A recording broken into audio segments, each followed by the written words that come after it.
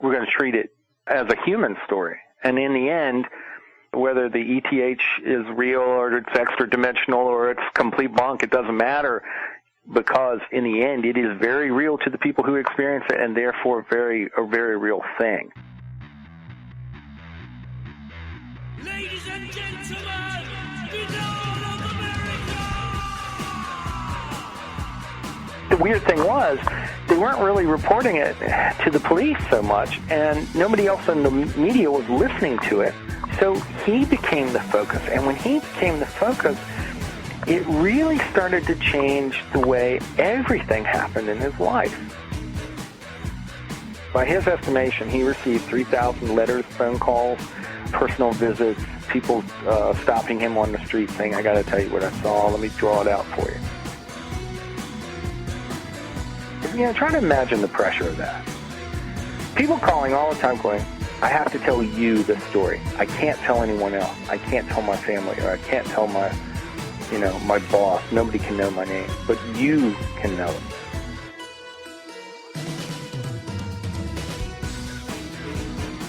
One of the things that has occurred to me in this whole process is that in a quest to find answers about the inexplicable, it exposes how human we are and what it means to be human.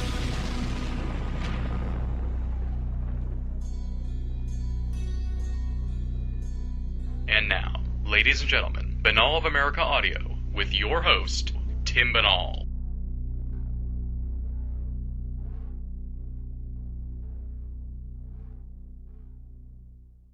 What is going on, my friends? This is Tim Banal of banalofamerica.com with another edition of BoA Audio Season 7.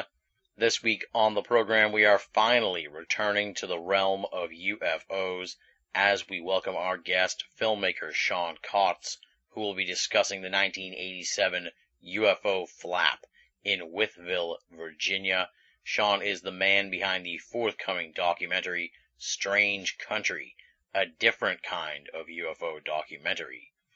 What's very interesting about Sean's research is that he focuses not so much on the lights in the sky, but looks at the people on the ground and how they are affected by their UFO sightings, and particularly one man specifically, reporter Danny Gordon, who found himself in the center of this UFO maelstrom in 1987 in Wytheville, Virginia, after he made what appeared to be a seemingly innocuous report on a UFO sighting, and then subsequently was overwhelmed with sighting reports from local citizens, strange characters who emerged in the area as the UFO flap grew, and a series of truly strange and troubling events which beset his life as he dug deeper into the UFO mystery.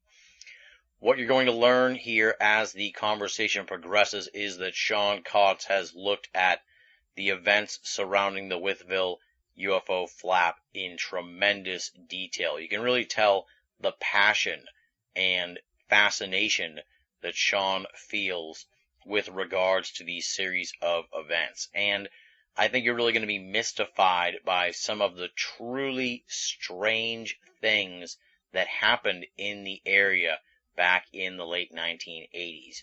We're talking about UFO sightings of glowing orange boxes, photos that were taken of a UFO and then subsequently the negatives were stolen, or the photographers simply disappeared and never returned with the materials.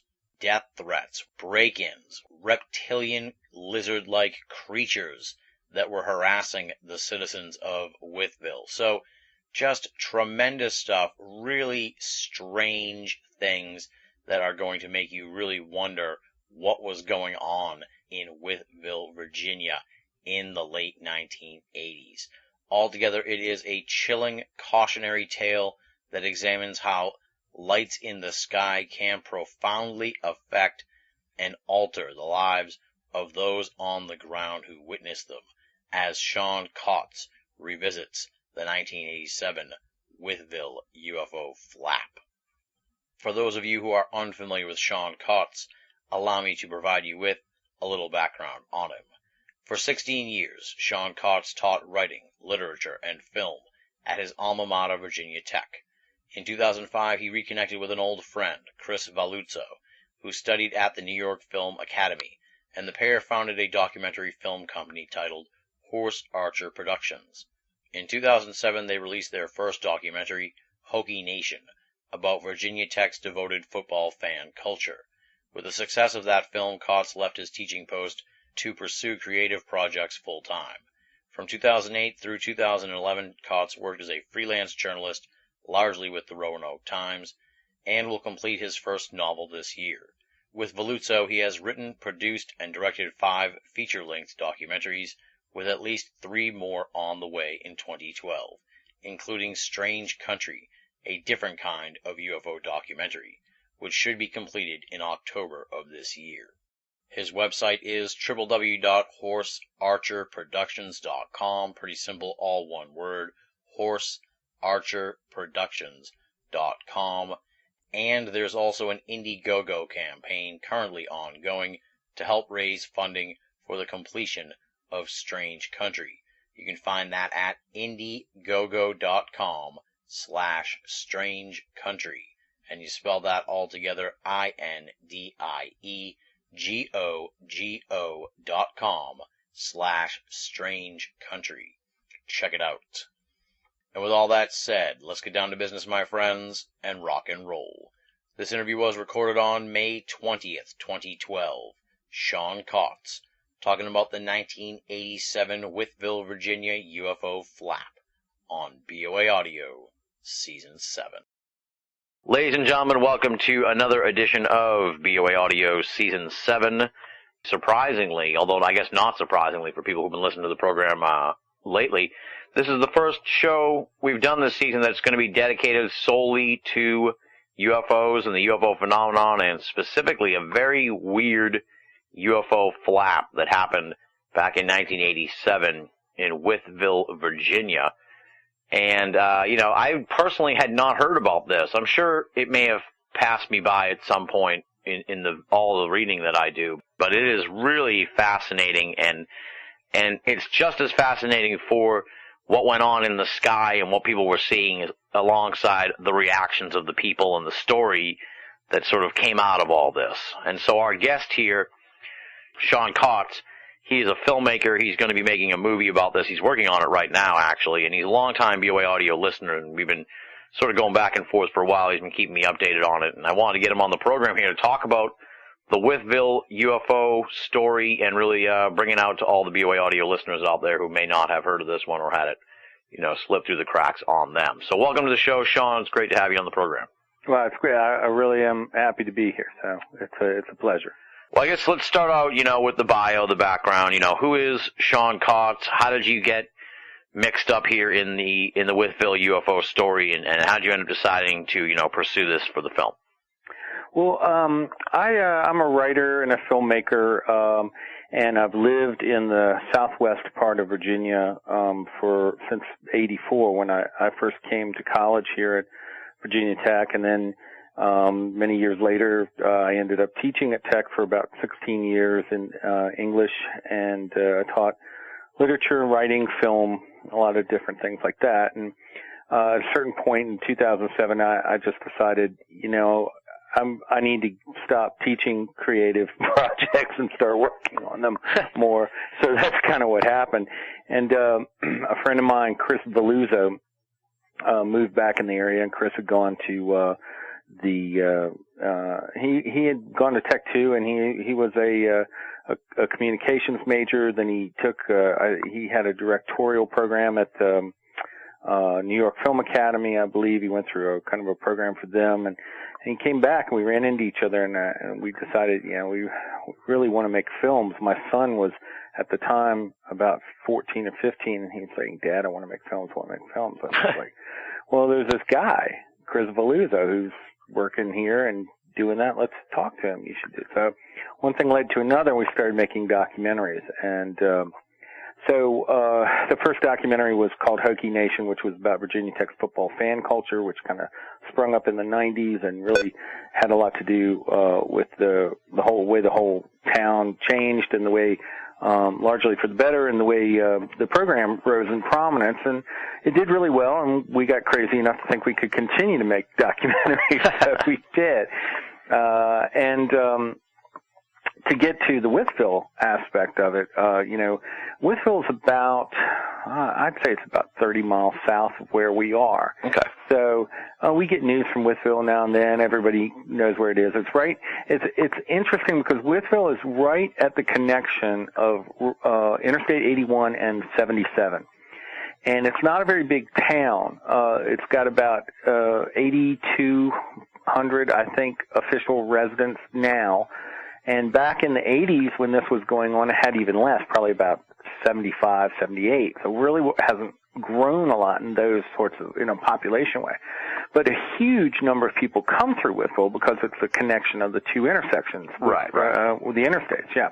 Which I think is, something we can talk about a little bit later because it's odd that this event, one of the theories on the event, not to jump ahead too much, is, this is these are government vehicles that were being tested, but it's an awful weird place to do it. There's actually a lot of road traffic going through that. So if you wanted to hide a secret military aircraft, it doesn't make a lot of sense that that's where you do it. Right. So anyway, I got interested because I've been thinking about this now. When did I first hear about it? I probably first heard about it in 91 or 92 when Unsolved Mysteries covered the case. Okay. And it was actually featured on that show twice. As I recall, it had its own episode. It was in part of they tended to do like 3 stories, I think. Yeah, something like that, yeah. So this was one of the 3. And then they went back and they did a kind of best of the UFO thing. Okay. And because it was so difficult to solve, and there were really no answers, and it had such a weird angle to it, they revisited it again. So that's how I got interested. I guess sometime about 3 years ago, I found it either on the internet or on television or something. I was like, wow, that's right down the road. We should be doing a documentary on this story. Yeah, it's cool because it's like this major thing, and you're actually pretty close to it. That's always a good sort of jumping off point. And I presume you've always had an interest in UFOs and stuff like that, then, right? I mean, or is this something sort of new to you as well? Well, I would say I'm actually versed in it because I have an interest in anything that's like science fiction or anything that's like, mythology, folklore, that sort of stuff. Like I said, I taught English for a long time, so, and I write. So you love a good story, just period. Everybody loves a good story. Right. When I was, very, very young, I was exposed to a lot of the, Star Trek, Star Wars, all that stuff that was coming out, and loved watching monster movies late at night and all of those things. So I think it does prime you to be interested in it. But I had never done anything on the subject before this, at least not professionally. I hadn't written about it. I hadn't done any filmmaking on it. So there is a sense in which it was new. But I feel like in this case, in some ways it's not new at all because we're very used to telling our stories as filmmakers through the words of the people that speak it. We don't use narrators generally, and we don't script the story and then find the people who will say what we want. We go out, we find what people have to say, and then we construct the story around that. And that human element, the personal story, is almost always neglected in UFO docs and UFO television. Oh, absolutely, yeah. That's you hit the nail right on the head there. You've left me speechless because that's a big point that I've noticed too. It's always about how flashy the depiction of the UFO can be, and and that kind sticky of thing. camera angles and lots of graphics and swooshes and noise, and then the other thing is you always have the kind of swarmy narrator who on one hand will be saying, this is very important and interesting, we should be listening and paying attention, and then on the other hand saying, but you can't take a nut like that seriously. Exactly. And, and we're not about that. In a way, I think it's really good that we haven't done any kinds of stories like this because we're going to treat it as a human story. And in the end, whether the ETH is real or it's extra dimensional or it's complete bunk, it doesn't matter, because in the end it is very real to the people who experience it, and therefore a very real thing. And I think, every now and then you'll see somebody interviewed, like Linda Scarberry will get interviewed about the Mothman. You can see she's shaken up, Yeah. but nobody seems to care. Yeah. You know what I mean? Although there was a really good Mothman long documentary a couple of years ago, or a year or so ago, I was really impressed with, and they did take it. But that's the kind of thing you look at it and you wonder, well, what happened to these people? Right. Because like you said, I mean, whether it was like an alien spaceship or a government craft or whatever, it still messed these people up pretty bad, or left an indelible mark on their lives. Yeah, and it can have multiple effects for different people too. For some people, depending on how, and then this is maybe a good transition to Danny Gordon, who kind of was the center of the Wytheville story, right, and really the center of the film we're working on. Danny was, I think this is a very good example. Danny was a reporter, news director for a radio station called WYYE, and that was an AM station, country music. And in the morning, they did their morning shows, and this was back before everybody had their morning shows piped in from somewhere else and a bunch of computers. So it was all done live, and in the morning he'd read the news and weather, and he's a local sportscaster, local reporter. And for what it's worth, before we go too far into this, Danny personally he used to be a UPI correspondent, a stringer. So he would cover news locally and regionally and then send it off to UPI. And he has a wall full of UPI awards for excellence in reporting. So we're not talking about somebody who, Yeah, this isn't like a wacky morning drive time DJ thing. No, this is somebody who is a very, very serious person. Right. And Danny has a sense of humor. He's intelligent and nice, and, he's not, the kind of shove a microphone in your face and do that sort of thing. But he is a very serious reporter and always has been. That's my impression of the man.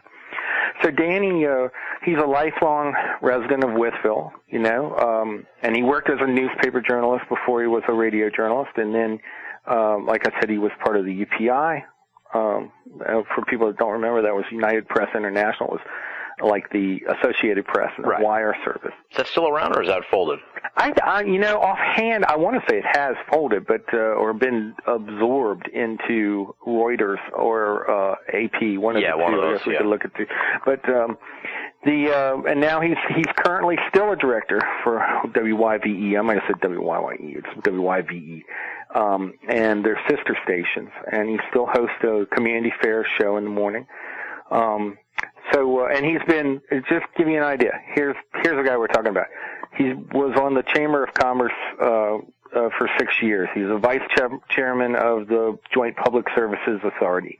He was a past president of the Wytheville Recreation Commission, and he's an active in his church. So we're talking about a very stable guy. Right. Now, so he goes into work October 7th, 1987, doing just regular job, and he gets a call every day, or more or less every day. Sheriff would call in and let him know, if there'd been any activity overnight, whatever had to be reported.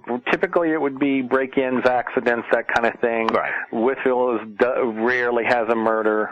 There's rarely anything, that's going to cause a big deal internationally and nationally, especially at that time. The sheriff says at the end of his call, and he says, well, I got a story for you, Danny, and I don't know what we're going to do with it, but I'll tell it to you. And he said, well, what is it? And he said, we had sightings of UFO last night, and that includes 3 police officers, or 4 police officers, actually. So when he heard that, he started to pay attention. It wasn't just somebody out in the middle of the woods, maybe, just some random person. And these, I think at least 2 of these police officers had military experience. So they'd been around military aircraft, and they would have a good eye for judging what was normal and what was not normal. And when he took that call, and reported it. Didn't take long before people were calling him in and saying, well, listen, yeah, I saw the same thing, or I saw something different, and here's what I saw.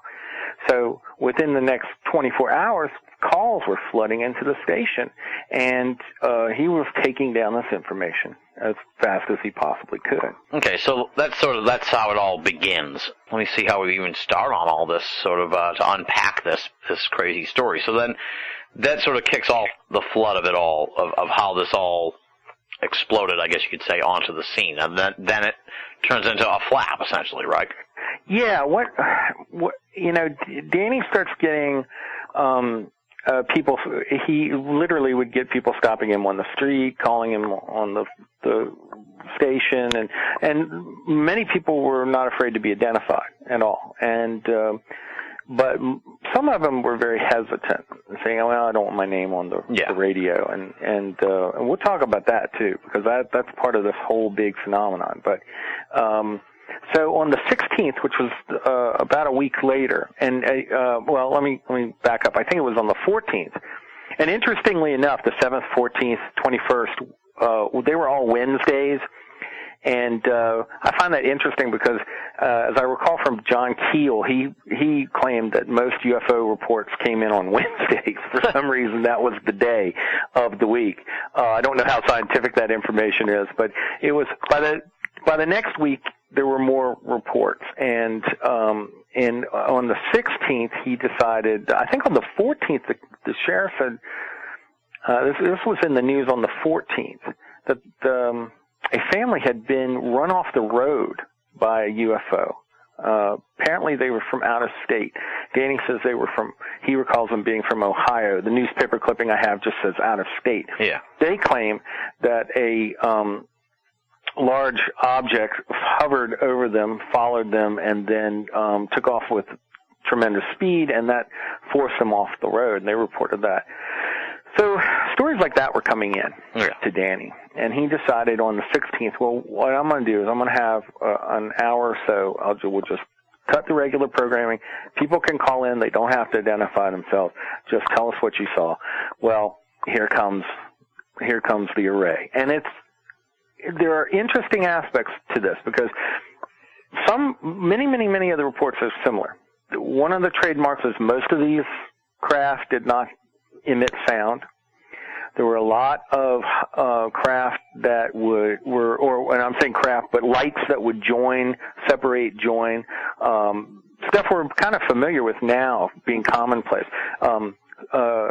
Small balls of light that would seem to chase each other, circle each other, form up, and break apart. And then there were the hugely large craft, some that were the classic sort of black triangle shape. Okay, yeah. And then, but not all. I mean, some of the weirder ones are, several people reported a large orange flying box. And when I say several people, and this is worth knowing too, the area that we're talking about centers on Wytheville, but there are several counties and smaller communities. And these would be people that really don't have any, this is all pre-internet, this is all pre-cell phone, it's all pre-email, and it doesn't get much TV news coverage at first. So people really, they would only hear these stories maybe on the radio, but people from all over started reporting these weird orange boxes, and Danny says he saw one himself hover over his car as he drove, and he said it was the weirdest thing. See, that's just bizarre, because I don't even think that, I don't think I can recall ever really hearing something like that. Do you know what I mean? I'm sure I'm going to get the hardcores of email and say, well, in 1775 they saw, but I don't, that's certainly not something that you hear about. Well, it's not common. In UFO lore, if you will. And we had there was a group of kids that described what they saw as a giant, silent, floating school bus. It looked like a big orange bus-shaped object that just floated by them in the sky in the early evening. And so these were the kinds of weird reports that he was getting. Now, this has gone on now for about 2 weeks. Okay. And Danny is as a reporter, doesn't want to put himself in the story. I mean, keeping your objectivity, and I've done lots of journalism and news reporting, and you do everything you can to keep your objectivity. You don't put yourself in the, somebody needs to tell some of these news organizations that. Yeah, I know. we hardly get any of that now. It's all everybody's idiotic opinion, but you should be keeping yourself out of it. So he had really resisted even looking skyward, and finally it got to be a lot, and he decided, well, if I'm going to be reporting, and if people are going to report it to me, and I'm going to be reporting it, I need to see if there's anything to this.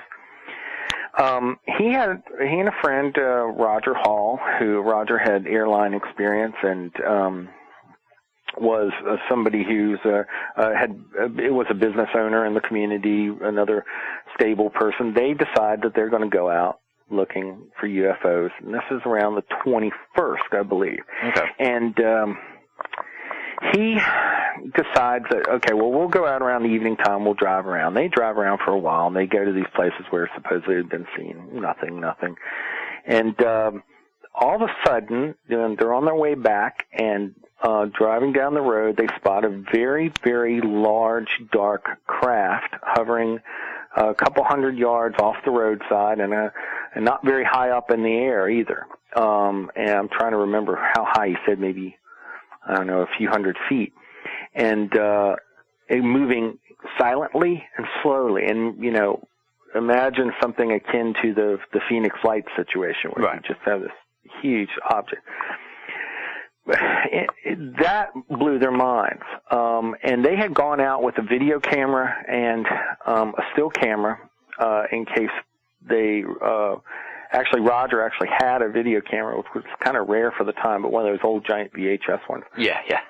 They pull over to watch this thing, and when it passes, when it's gone, they look at each other and like, did you get a picture? No. Did you get a picture? No. And now this is odd, but it is common for people to have that experience where they see something and they don't want to take their eyes off of it. Right. Yeah, it's such a fleeting experience anyway that it's like you're just so taken with what you're seeing that. And we're used to, again, right now we're used to having phones cameras very accessible to us on our phones, or small digital cameras that people can keep in their pockets or purses, so, and it's not that world. We're not talking about that world. So, right. People don't, even though they had a camera available, it's not like you think about it. If an elephant walked through my yard, it would take me a few minutes before I go, I should get a picture of this. Yeah, exactly. I think I'd just be looking at the elephant. So that was proof for him. And one little interesting detail about that, and both men described the same thing. It was kind of flat at the bottom, seemingly dome-shaped, and there were 3 large windows or lighted areas that seem to remind them kind of large bay windows that you might see in a house, only huge. Yeah. And with white light in them. They don't report seeing any aliens or creatures or people or anything inside, but there's lights, and then a strobing red light as well. I'm kind of going from my memory here, but there was a strobing light on that. And it blew their minds. So Danny decides, well, there is something real going on here. Right. And let's hold a press conference.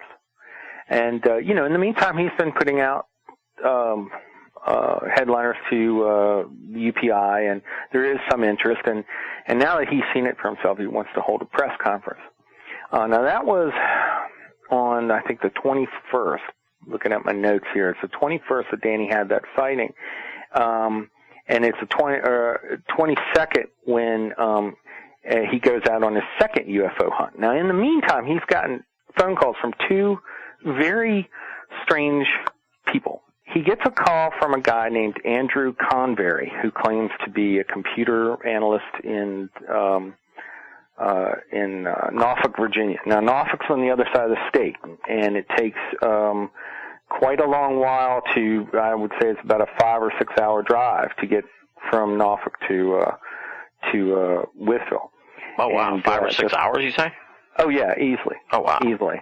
You kind of imagine the state.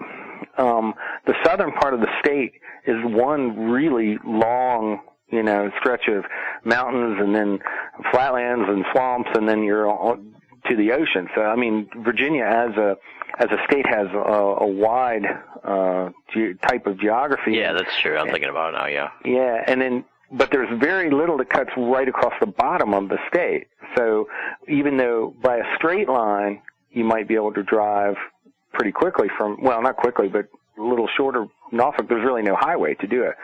So this guy says, I'll be there as soon as I can. And apparently he showed up on something, that was just a little bit larger than a mini bike, like a mini motorcycle. And apparently he'd driven through cold weather, and this is part of the cast of characters that show up, Right. You get people.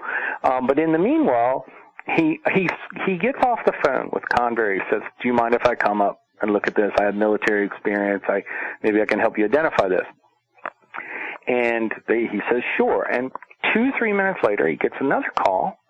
This time it's from, and I may have gotten it inverted here about who called first. Next one is a guy named John Stember. Some people may know who John Stember is. He was, still is, a photographer. And he's made a really interesting living as a photographer. He did a lot of fashion stuff in the 70s and 80s, and you can look him up online and check out John, I think it's John Stember, STEMBER.com, and a lot of people will be very jealous because apparently he shoots nude and half-nude fashion models on the beaches of Tahiti for a living. And wow. Yes. How does one, where do you apply for that job? I know. It's not on a typical list of majors in colleges. But, and this guy apparently, as Danny describes it, he shows up and he's got, essentially his girlfriend, a fashion model in tow. But he says, I have a video camera, I'm a professional photographer, I'd like to be part of it. Would you mind if I can come down? Danny says, absolutely not, come on down. So within 24 hours, both these guys show up. And they decide to go out UFO hunting again the next night. And after not seeing very much and not getting very far, they get a call from a woman in, I think it was Rural Retreat, which is about 10 minutes, not even, south of Wytheville. And they hop in the car and they go, he describes it as it was like a bunch of cowboys mounting horses. They're all yeah. crazy, running out there trying to find this thing. And they do, in fact, get photos, and nothing was there by the time they got there, but on the way back on the road, they were able to spot a UFO. And they got photos and they got video. Now, what happened to those photos and that video? John Stember, according to the stories I've heard, said, I'm going to take these back to New York. I will get back to you. I'm going to develop them myself. And then he disappeared. And those photos disappear. And supposedly there is video out there, or there was video taken, but whatever happened to it, nobody knows. But now, see, I'm confused because you say he disappeared, but he's got a website and everything. I mean, yes, but I mean, when I say he disappeared, I don't mean he disappeared off the planet. I mean that he removed himself from the story, and could not get him to forward any photos after. Odd. Now this is like 25 years later. Have you reached out to him at all in the process here to see if he'd relent or maybe enlighten you as to what happened? Yeah, that was one of the first things I did was get on his web. That's how I know about his website. I looked him up, and I've sent him a couple emails, and I'm getting no response. I'll have to go back and look, see if there is a phone number there. I try to go email first because it's, when you're making documentaries, I think it's very helpful to it's like an old style calling card where you put your card out first and you say, here's who I am. Yeah. See, you can look at my website, see that I'm legitimate. And so I have a tendency to do that with a lot of people, although, I will cold call them too. But he has not responded so far. Will he? I don't know. I think, if he is in Tahiti, as much as I'd love to have the budget to run out there and tape him, I'd be happy to go tape him, just say, no, I don't know anything about what you're talking about. But But so far, I have not been able to get in touch with him, although I have tried. And we're still pretty early in this process. Right. He very well may be listening right now, so he might be. Step it up, dude, and deliver these photos to us. Absolutely. That's what I'm saying. John, if you're out there, this is important. Yeah. Or at least tell us why you bailed on the whole thing. I mean, that could be just as interesting. I mean, maybe he was warned off. Well, he could. It's possible. It's hard to know what happened. He is a professional photographer. And I'm only speculating here. Okay, so don't take any of this to the bank. But I can see a scenario where he's working for major publications, magazines, and so forth, and he says, "I've got this," and somebody says, "Well, don't publish them, or you're not working for me. I need you to. I don't want somebody to think of my photographer or my photographer is the nut job taking UFO photos." Right. And that kind of thing, does happen.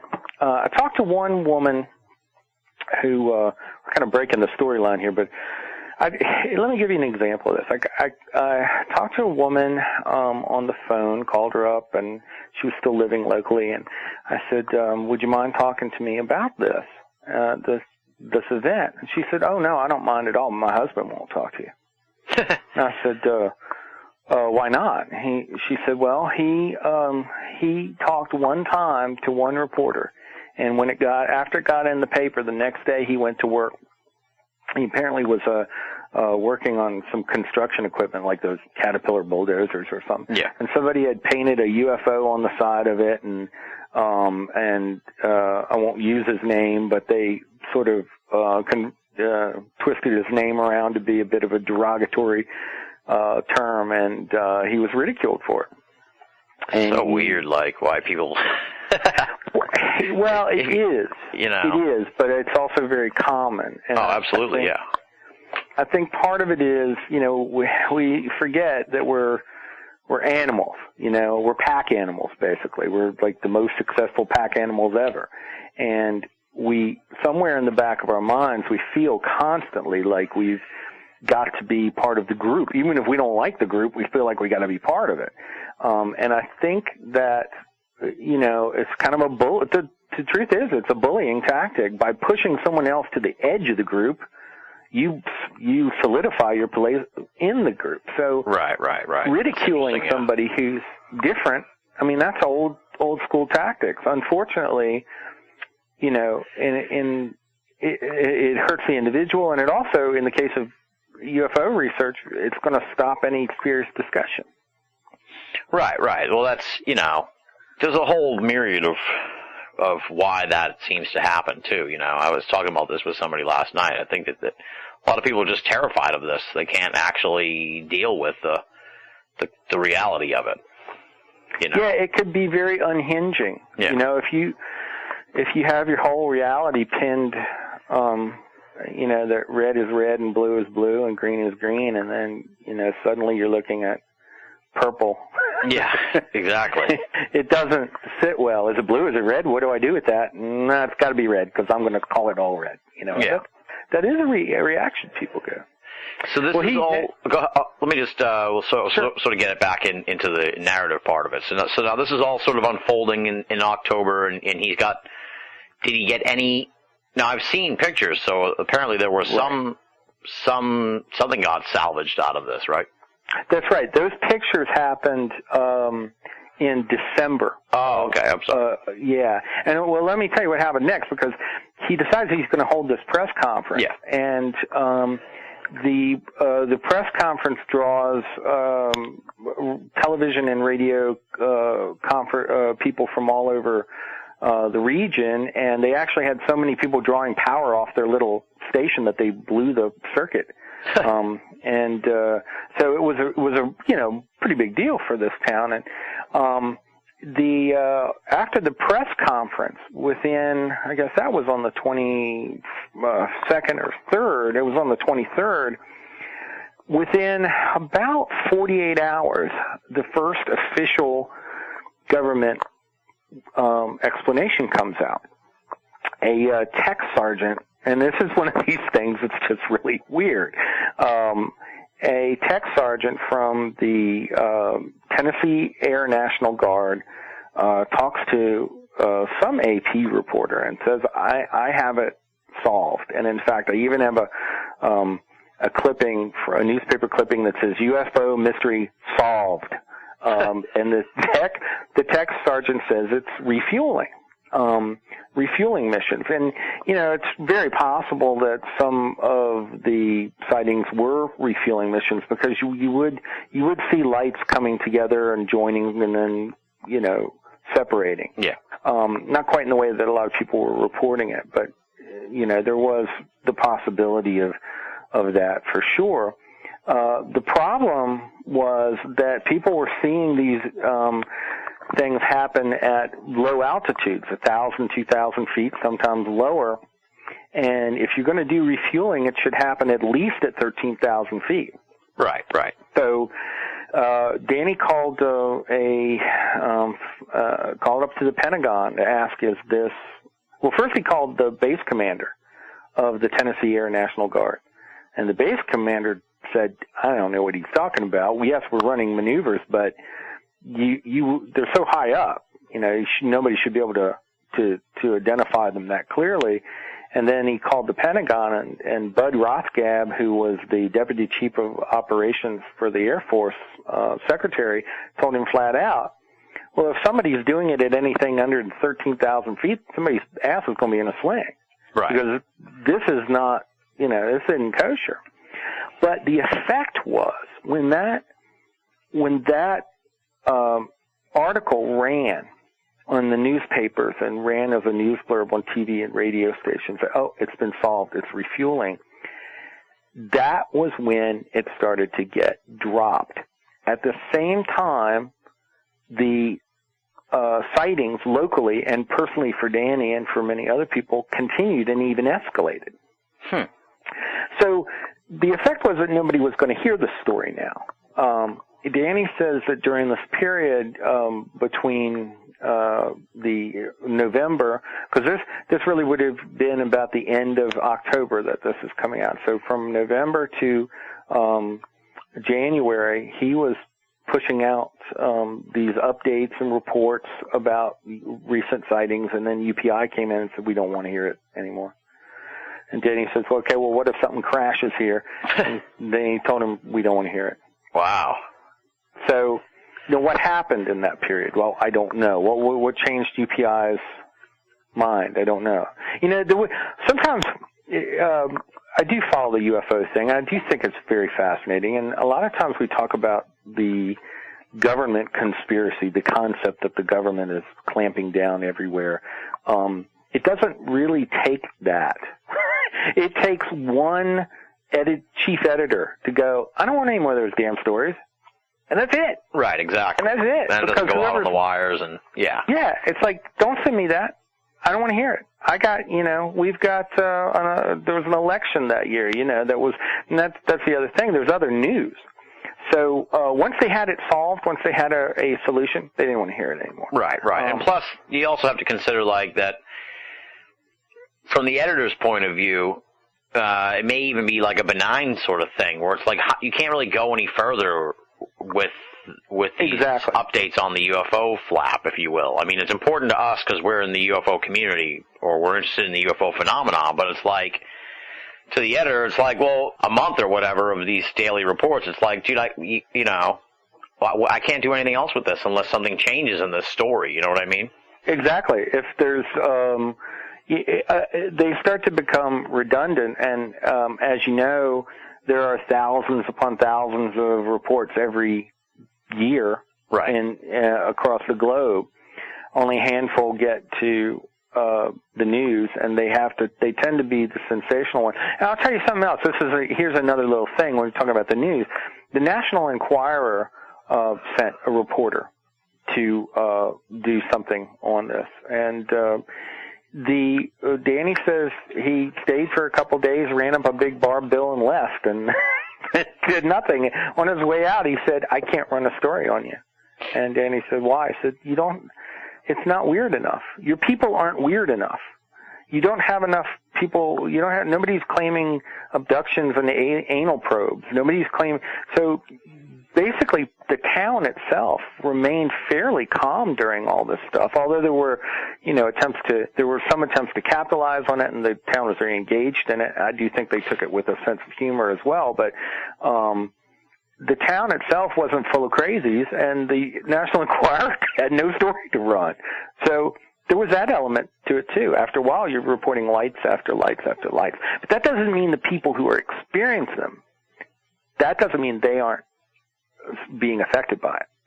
And that's the part that tends to get missed. Exactly, yeah. As we've said, the media, they're only interested in the UFO aspect of it, not the witnesses. Yeah, it's filler for them. And they again, I'm painting a broad brush with they. I've literally been in journalism, so I'm part of they, I guess. But they would like to have an exciting, interesting, funny, or captivating story once a day at least, because it's good. It's good for the paper. It's good for the newscast. It's good. You always, if you watch local news, you tend to get at the end of every local newscast, there's something, a kitten in a drain pipe or right, exactly. There's something odd, that's where they put the oddball stuff at the end. Yeah, and that's really the way people looked at it. Now that's not to say reporters didn't take it seriously. Danny says that for the most part, reporters did take it seriously. They did their job professionally. Some kind of laughed and scoffed. While after this started, and this is a point I don't think I've properly stressed, Danny became the personal repository for people reporting these things. So during this period, he's getting phone calls all night. People are coming by his office all day. He's not able to work because he literally will have people calling him, stopping by, wanting his attention, wanting to tell him a story. He can't do his job, so he'll get through most of the day entertaining that, and then have to spend his evening trying to catch up on his work. And then he'll try to go to sleep, and he'll get a call at 3 a.m. with somebody saying he said he got a call from I think it was a state police officer at 3 a.m. one morning, saying, you got to come out here and look at it. By the time I get there, I can't do this. Right. But the weird thing was, they weren't really reporting it to the police so much, and nobody else in the media was listening to it. So he became the focus. And when he became the focus, it really started to change the way everything happened in his life. We were talking about the pictures a minute ago. He calls those photographs the watercress moment, because once he took those photographs, then the attention on him changed, because now he had something. Right. And now he was part of it.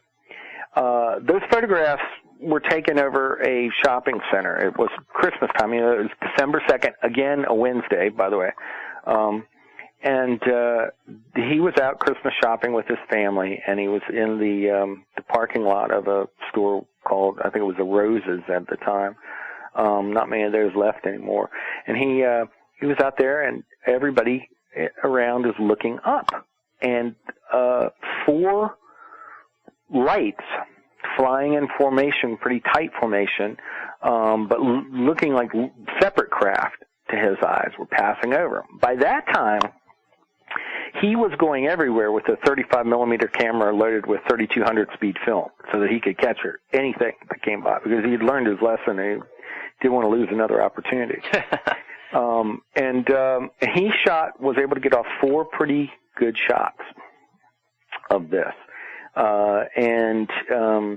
Fortunately, he took them to a local print shop that actually made print copies of it. And I say fortunately because months later he would discover that someone had broken into his house and stolen that specific roll of film.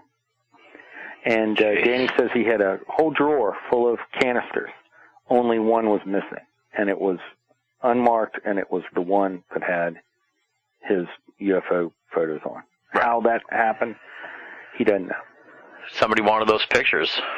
Yeah, somebody wanted those pictures, and that actually happened in the spring. We can get to that too, because it does seem to be tied with some other events. But and he says that was a professional job. At the time, he was living, and during this period too.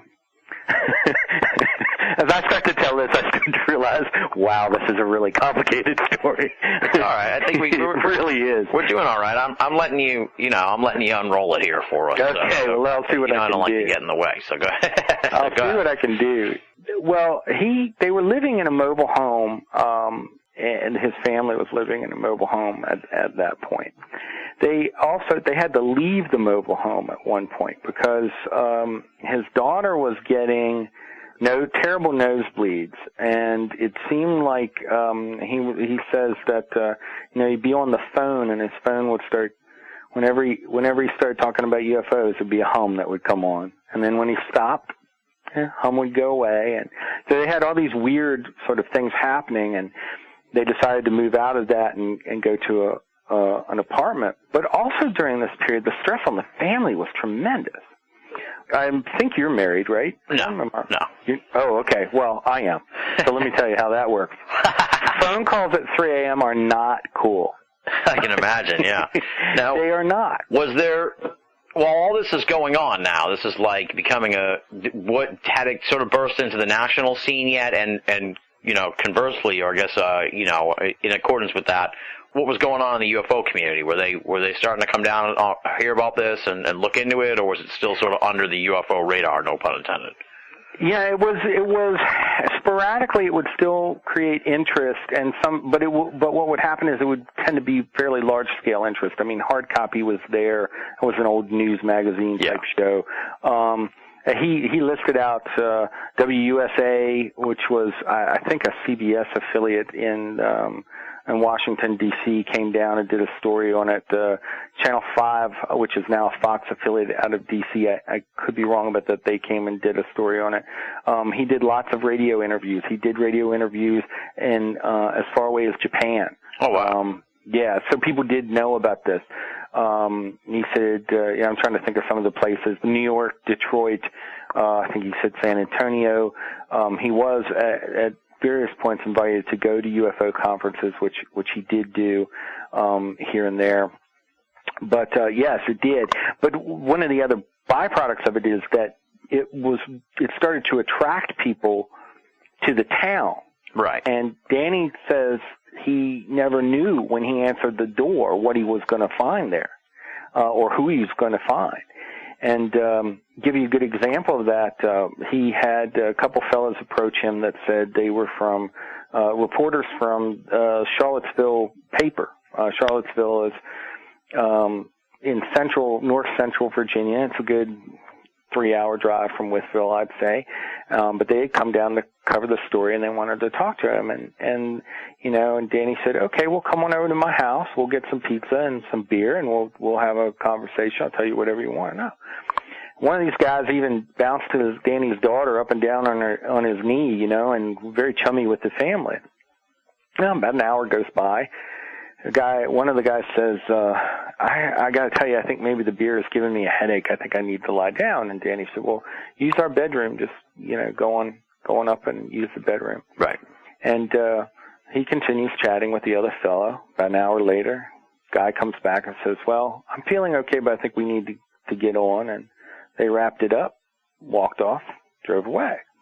Danny goes in the bedroom. The whole place has been ransacked. And again, this is one of those not cool factors. Right. You don't feel safe in your home when this kind of crazy stuff happens. And so it put a lot of stress on the family. Now, Danny calls the newspaper the next day and says, what do you mean by sending these two jokers down here? And they said, we didn't send anybody.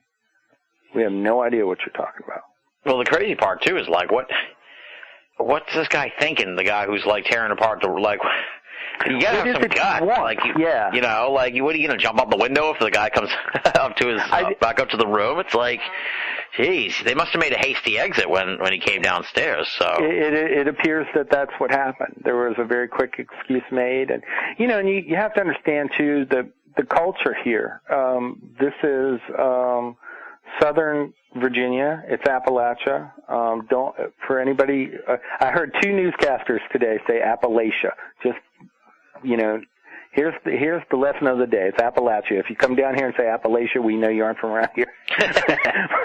But in Appalachia, it's you invite someone in your home and you offer them food and you offer them, coffee or a beer or water or whatever. You just do that. Now, I know a lot of people do that, but it's part of the culture to do it. And it's one of these sort of open hand gestures where you do it to show you, I trust you. It's a sign of respect that I have for you, and I'm going to trust you now. Your job is to act right when you're in here. Right. And that is part of what's so offensive about it, is that Danny was being a nice guy, a trusting guy, was just trying. And you got to remember, a lot of people at this point would have gone, why is he even letting anybody in his house? Why is he even talking to anybody? But he's a reporter. And as he puts it, he could just as easily be calling them, saying, you have a story, I would like some information, can you help me out? Reporters do that with each other all the time. Right. Even reporters who are in competition, it used to be a lot worse, but even reporters that are in competition are often, if you're out of the market but maybe work for a different wire service or something, you might give them a little information or whatever, because eventually it's going to get out anyway. You might as well be helpful, because you don't know when you're going to need to call that guy and say, can you help me with a contact? Exactly, yeah, sort of like, they're comrades in a sense, It's a brothers in arms in a way. Yeah, exactly. And that's part of what's so offensive, when somebody puts on that ruse and takes advantage of you, because, you got to feel violated in that way. Here you are, here Danny is being a nice guy trying to help promote the story, and, even going so far as to buy them pizza and beer, and what do? Wreck his home. Right. Well, they certainly weren't, you tend to think that those guys, who knows what their affiliation was, you first jump to sort of like some kind of government thing, but you just never know. Yeah. Well, and again, it doesn't have to be government, and it can be one of the things that we find, just as I can't say I'm part of the UFO community. I really can't, but I'm an outside observer, and one of the things I've consistently observed is the UFO community has a tendency to eat its own, and to stake out territories and claims, and be very possessive about information, and very possessive about access to information. Right. And it's unfortunate. That's not everybody, it's not, and I'm certainly can't say this person, that person, but it does happen. And it so easily could have been somebody from the UFO community wanting to get an inside information. Right. Well. That was the other thing I was thinking too. Yeah. You hit the nail on the head there. Could have been someone, not necessarily like someone in the UFO community either, just like a crazed UFO enthusiast or something, you know what I mean? Right. Two guys who were like, well, we'll go down there and we'll talk to him, and then you go up and, see if he's hiding anything that we absolutely can know about. Absolutely. And, some people are like that. They're very, that's going to be the big thrill of their life. So that's this is their big sting operation. Right. And, so you just never know. And that's part of the problem with trying to sort any of this stuff out. You just have to accept that. I was asked recently, do you think you'll find a solution to this, to what the UFOs were there? And I could only say 25 years later, no. I really don't. We have to accept that there's murky area, and there's always going to be murky area. There's always going to be another way to look at it, and there's always going to be another possible theory that can fit the facts. Right. It's just, this is such an enigma that there's no fight over Roswell, and that was like 60 years ago. So something that's like only 25 years ago, it's like. Yeah, and that's why, like, to me, a huge part of what this really is about is recording, documenting what happened to the people, because I can't tell you that was a secret government project. I can't be sure.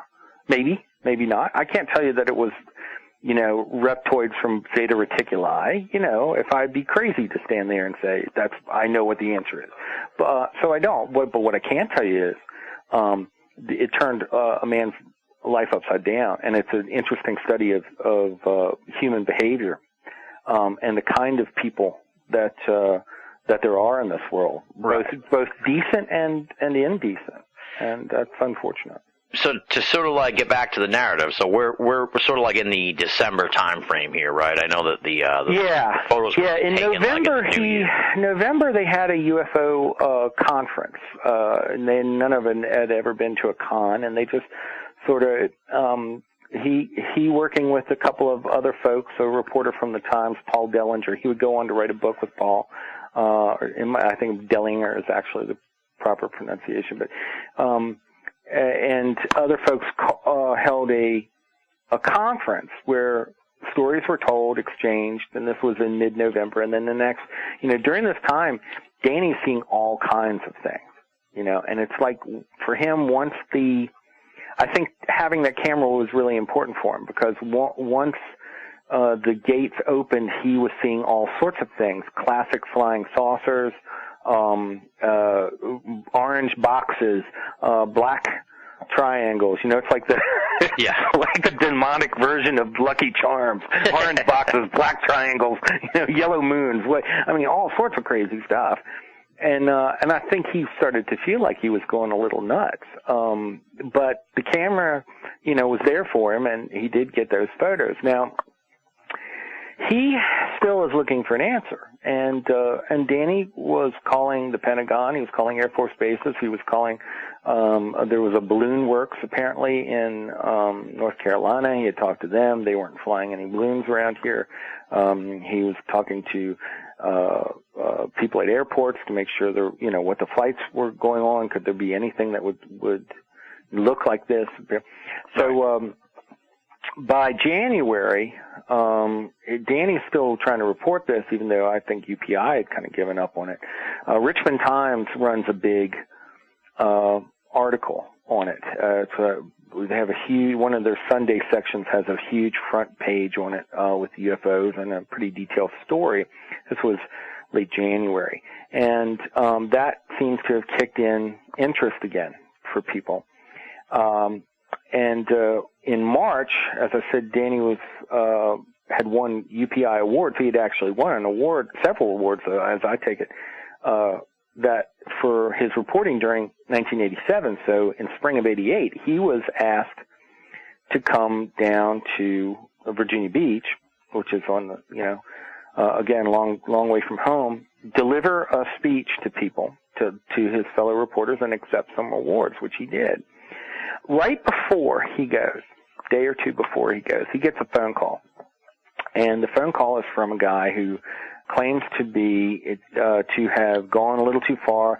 I think he said he was ex-CIA. I have to look this up. But his name was one of these characters named Smith. I think it was William Lawrence Smith, claiming to be from Covington, Virginia. And Smith told Danny, stay away from this story. You need to stop pursuing it, because the infamous they, are going to come after your family. And, in fact, let me see here. I might have that information right here. Yeah, from Clifton Forge, William Lawrence Smith. And he told Danny that he shouldn't be going down to Virginia Beach. That he said, quote, you are pursuing something I've been pursuing, but you're new to it. I've been pursuing this thing for many, many years. I saw my son die of leukemia. He was just as healthy as could be. In fact, I told people I thought they would hit my son to get back at me. So Smith says, don't go.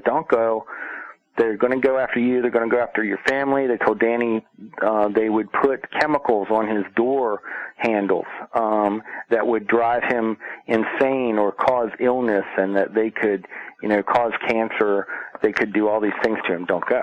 Oh, God. Well, so Danny's now got to make a decision. What do I do? Do I stay home? Do I live my life in a box here, terrified, or do I go? So he went. His son stayed with someone else. He brought his wife and daughter, but he did wear gloves just in case. Now, what's odd, and Danny points this out, and I think this is interesting, at the very same time, right down the road from where he was staying, a Pizza Hut had a hepatitis outbreak. Oh, weird. Yeah, and Danny says, now, had I gone to Pizza Hut and eaten that pizza there and gotten hepatitis, I would be convinced the government put a hit on me. Exactly, yeah. Yeah. Now, during this time as well, the Air Force, I think it was Langley, is the base down there. Somebody had requested that Danny bring the negatives of those photos he had taken. Said, we'll take a look at them, we'll analyze them for you, set up a meeting, you can come by at this time, we'll talk together. When he gets there, however, he's told, I'm sorry, Mr. Gordon, nobody can see you today. If you'll just leave your negatives with us, we'll make sure they get back to you. Well, you buy that? I mean, who's going to do that, right? So Danny had not brought them to begin with. He was already suspicious of this, I guess, and he told them, well, this may have been my mistake, because I said, I didn't actually bring them with me, so we'll have to do this at some other time, just set up another time, and of course that never happened. And it was later when he got home and he was looking for that roll of film that he realized that one canister of film was missing. So fortunately, the print shop had run off some prints, and so what we have are not actually taken from negatives. What's available is basically a copy of a print. And so it's a little grainy and unfortunately not as clear apparently as the originals were. Jeez. So this is ongoing. This is going on from October. It's still what's the sort of pace of all this? Is it starting to slow down a little bit as the new year starts, or is it getting more crazy, or what's the sort of feel for that? Yeah, well, the story is we're getting it, as we're getting it through taped interviews with Danny and other people. It's hard to figure out exactly what the escalation point is, but I do have one fellow, I think it is Roger Hall, his friend, who said he felt like the peak was actually in between January and March, was where most of the sightings occurred. Yeah. According to Danny's estimation, and we are talking about a period of at least 2 or 3 years, with the high points being late, with it beginning late October, and the high points being somewhere in between October of '87 and the summer of '88 in there. He says that he had received thousands of reports. By the time he had finally gotten exhausted and just really felt like it was becoming dangerous, by the time he had quit, and this would have been about 2 years later, it's up to 3,000. Oh, so wow. By his estimation, and it's an estimate, but by his estimation, he received 3,000 letters, phone calls, personal visits, people stopping him on the street saying, I got to tell you what I saw, let me draw it out for you. Now, if we go by the 10% rule, okay, which is that 90% are either copycat sightings or can be explained. They're conventional things that people just can't identify, but they're normal. Even if we have just 10%, that's 300 people. Right, exactly. That's 300 sightings. That's a lot. Yeah. So something was going on there. There's no doubt about that. I mean, this isn't just like one UFO sighting. This is like an ongoing thing. Right, and there really is no doubt about that. Something was going on. The government, by offering explanations, acknowledges something is going on. So even people who are don't believe it's anything out of the ordinary admit that there's something at least in the air. Yeah. They also, another explanation was B-2. That it was test flights of B-2 bombers, and some of the stealth technology that the United States had already been sort of exposed, and I believe there were even like model kits of stealth bomber airplanes on the shelves in the 80s. So it was not that people didn't know about it, but they weren't seen very frequently. And a lot of people say, yeah, there was the stealth bombers we saw, and then there was the real stealth bombers. Yeah, exactly. And that may be true. That really may be true. But so some of it, yeah, that was probably some of it. Danny admits that was probably some of it. But a stealth bomber doesn't hover for 20 minutes and then blink out. Right. It doesn't make zero noise. It doesn't shift directions. It doesn't break into several lights and go in two opposite directions. Exactly. That doesn't happen. I mean, there's a lot of weird stuff going on with these sightings, so it's like... And some of the people we're talking about here, it's not... Part of the problem is, again, we're in Appalachia. Okay, so it's easy to go, oh, it's just a bunch of drunk rednecks out in a fishing boat and that whole thing. And he did get confronted with that, you know. He said he was on a radio station in Detroit, and somebody had basically said, well, you're all just a bunch of uneducated hicks. You don't know what you're talking about. So that attitude happens. But here, the mayor had a reported sighting. One of the police dispatchers went on record with it. Not all the police would go on record with it, by the way. They were willing to tell their story to the sheriff, and then the sheriff imparted it to Danny. We're talking about school teachers. We're talking about city officials. We're talking about, and then we're talking about just regular folks, you know, motorists from out of town. You know, I don't think I would call. I don't think I'd drive through an area with my family and decide I'd call the sheriff's office and pretend we got run off the road by a UFO. Right, exactly. Yeah. Well, this reminds me of an interview. You haven't heard it yet because it hasn't got posted yet, but we did a show on the Beast of Boggy Creek, and it's similar in a sense where it's like, these people, why would they make it up? I mean, like you told the story about the guy who worked with all the construction equipment and he got harassed and stuff. Like, these people aren't, you know, I'm sure some people make things up, but, you know, I just find it hard to believe that it's just like systemic problem of people making things up, because it doesn't really suit the personality of the area, I don't think. No, it certainly does not. It's a very conservative place. It's the Bible Belt, you know. I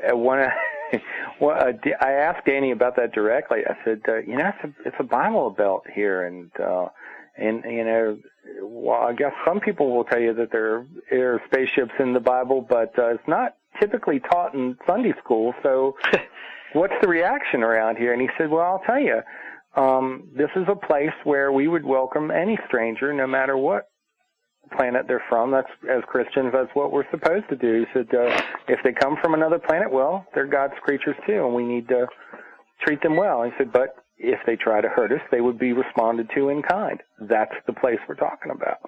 So, and and that means you're dealing with people who are honest and decent first. Their instincts are to be welcoming. Their instincts are to be helpful and solid. But it is a conservative place.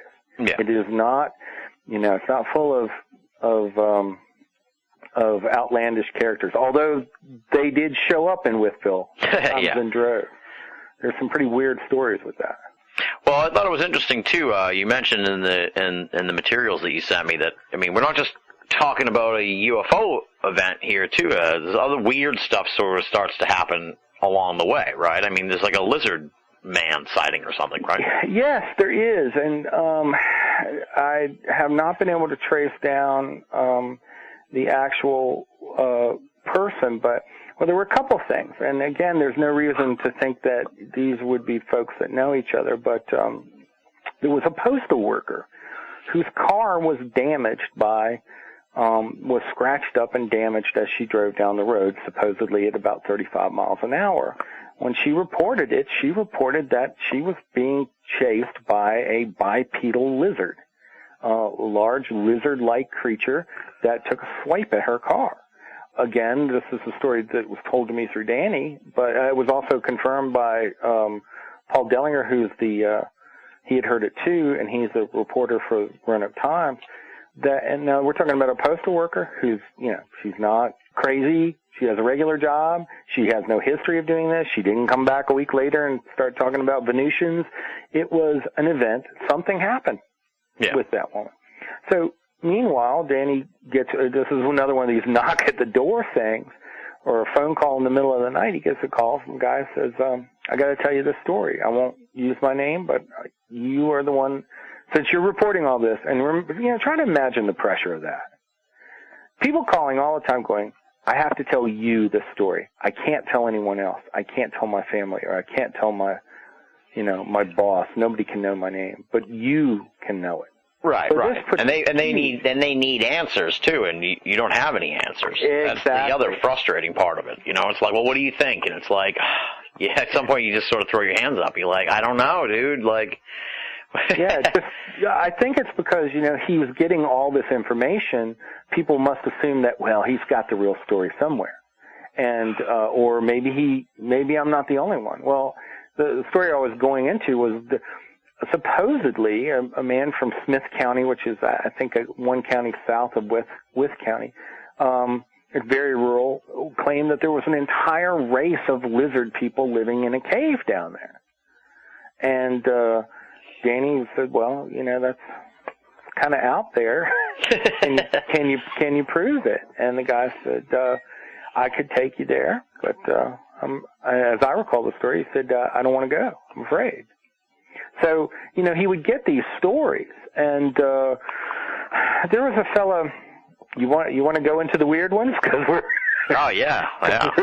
There's a bunch of them, and we're about an hour in, I think. So there was one guy that showed up out of nowhere. He came walking off the highway, and dressed in sort of tattered military fatigues or worn military fatigues. And Danny describes him as looking like an Egyptian, kind of tall, thin, same sort of facial structure, dark features, dark hair, and having a bit of an odd demeanor. This guy claimed that he was from Fort Hood, which is in Texas, and that he had walked there. And he literally walked off the highway and then walked off again.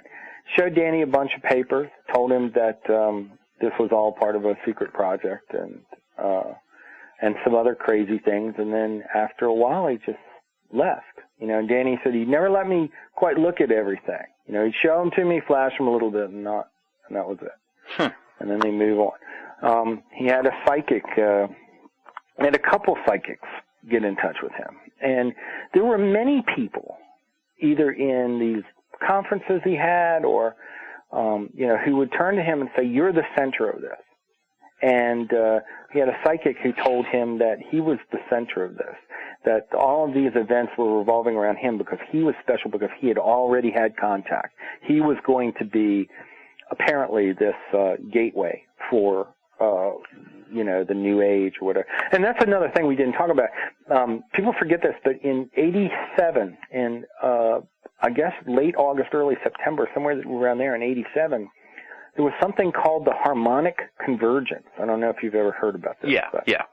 Yeah, it's when all the planets supposedly line up. Yeah, it was sort of like a mini 2012 type of thing going on. Exactly. It was going to be the age of Aquarius. And one of the things that was supposed to happen is that we were going to get contact and you would see a lot of UFOs and there'd be more UFO sightings. So the next big one after the convergence happened in Wytheville.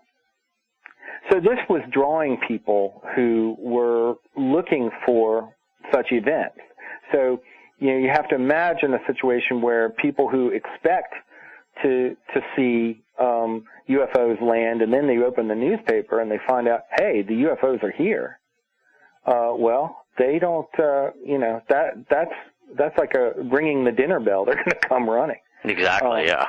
And so he had that sort of thing, and the psychic had told him that he had been abducted. Danny claims, if I have been, I don't know about it. But he said, you've been abducted, and I've met you on the spaceship. He had one psychic who told him that he would be, eventually this would all resolve for him when he would be taken to a secret base in Colorado where the survivors of the Challenger space shuttle disaster were being kept alive. What? Yeah. The woman we're talking about here had on her, I think she had on her license plate, I see UFOs, and she came in and said she was staying in a hotel, and she said, well, come to the hotel, I'll give you a reading, a psychic reading. And he said, I had tried everything, and I wasn't too comfortable with it, but I thought I'd try it. Well, she goes into a trance, apparently an open-eyed trance, and she starts spouting this stuff out. And Danny's thinking, all right, when is she going to ask for money? This is she's obviously faking. He starts waving his hand in front of her eyes, no movement. He decides to smack her on the leg to get her attention. Not really hurt her, but enough that she'd feel it. Right. Nothing happens. She keeps going. So then he gets right up in her face, and he's thinking, well, I have got to do something disgusting. So he pretended to pick his nose and eat it. Oh, God. From her face. Because he's convinced she's faking. Never breaks the trance. Never stops. The whole thing. So whatever's going on for her is very, very real. And he couldn't get anything to, shake out of that. And she's the one saying, well, you'll be in Colorado.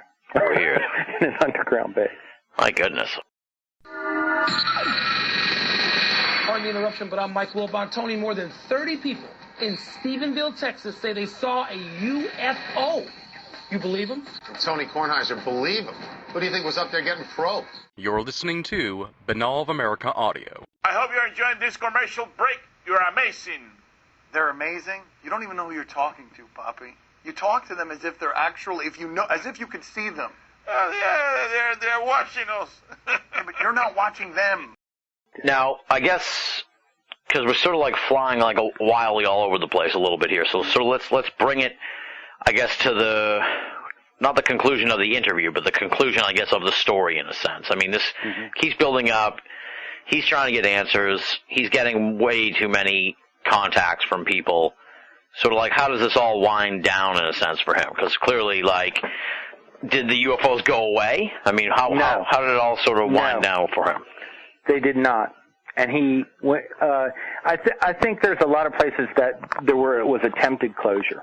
And then but as you know from talking to UFO people, once they've had these weird events, it's not something you can just forget. It's not like, oh, my team lost a football game, I'm going to feel bad about that for a week.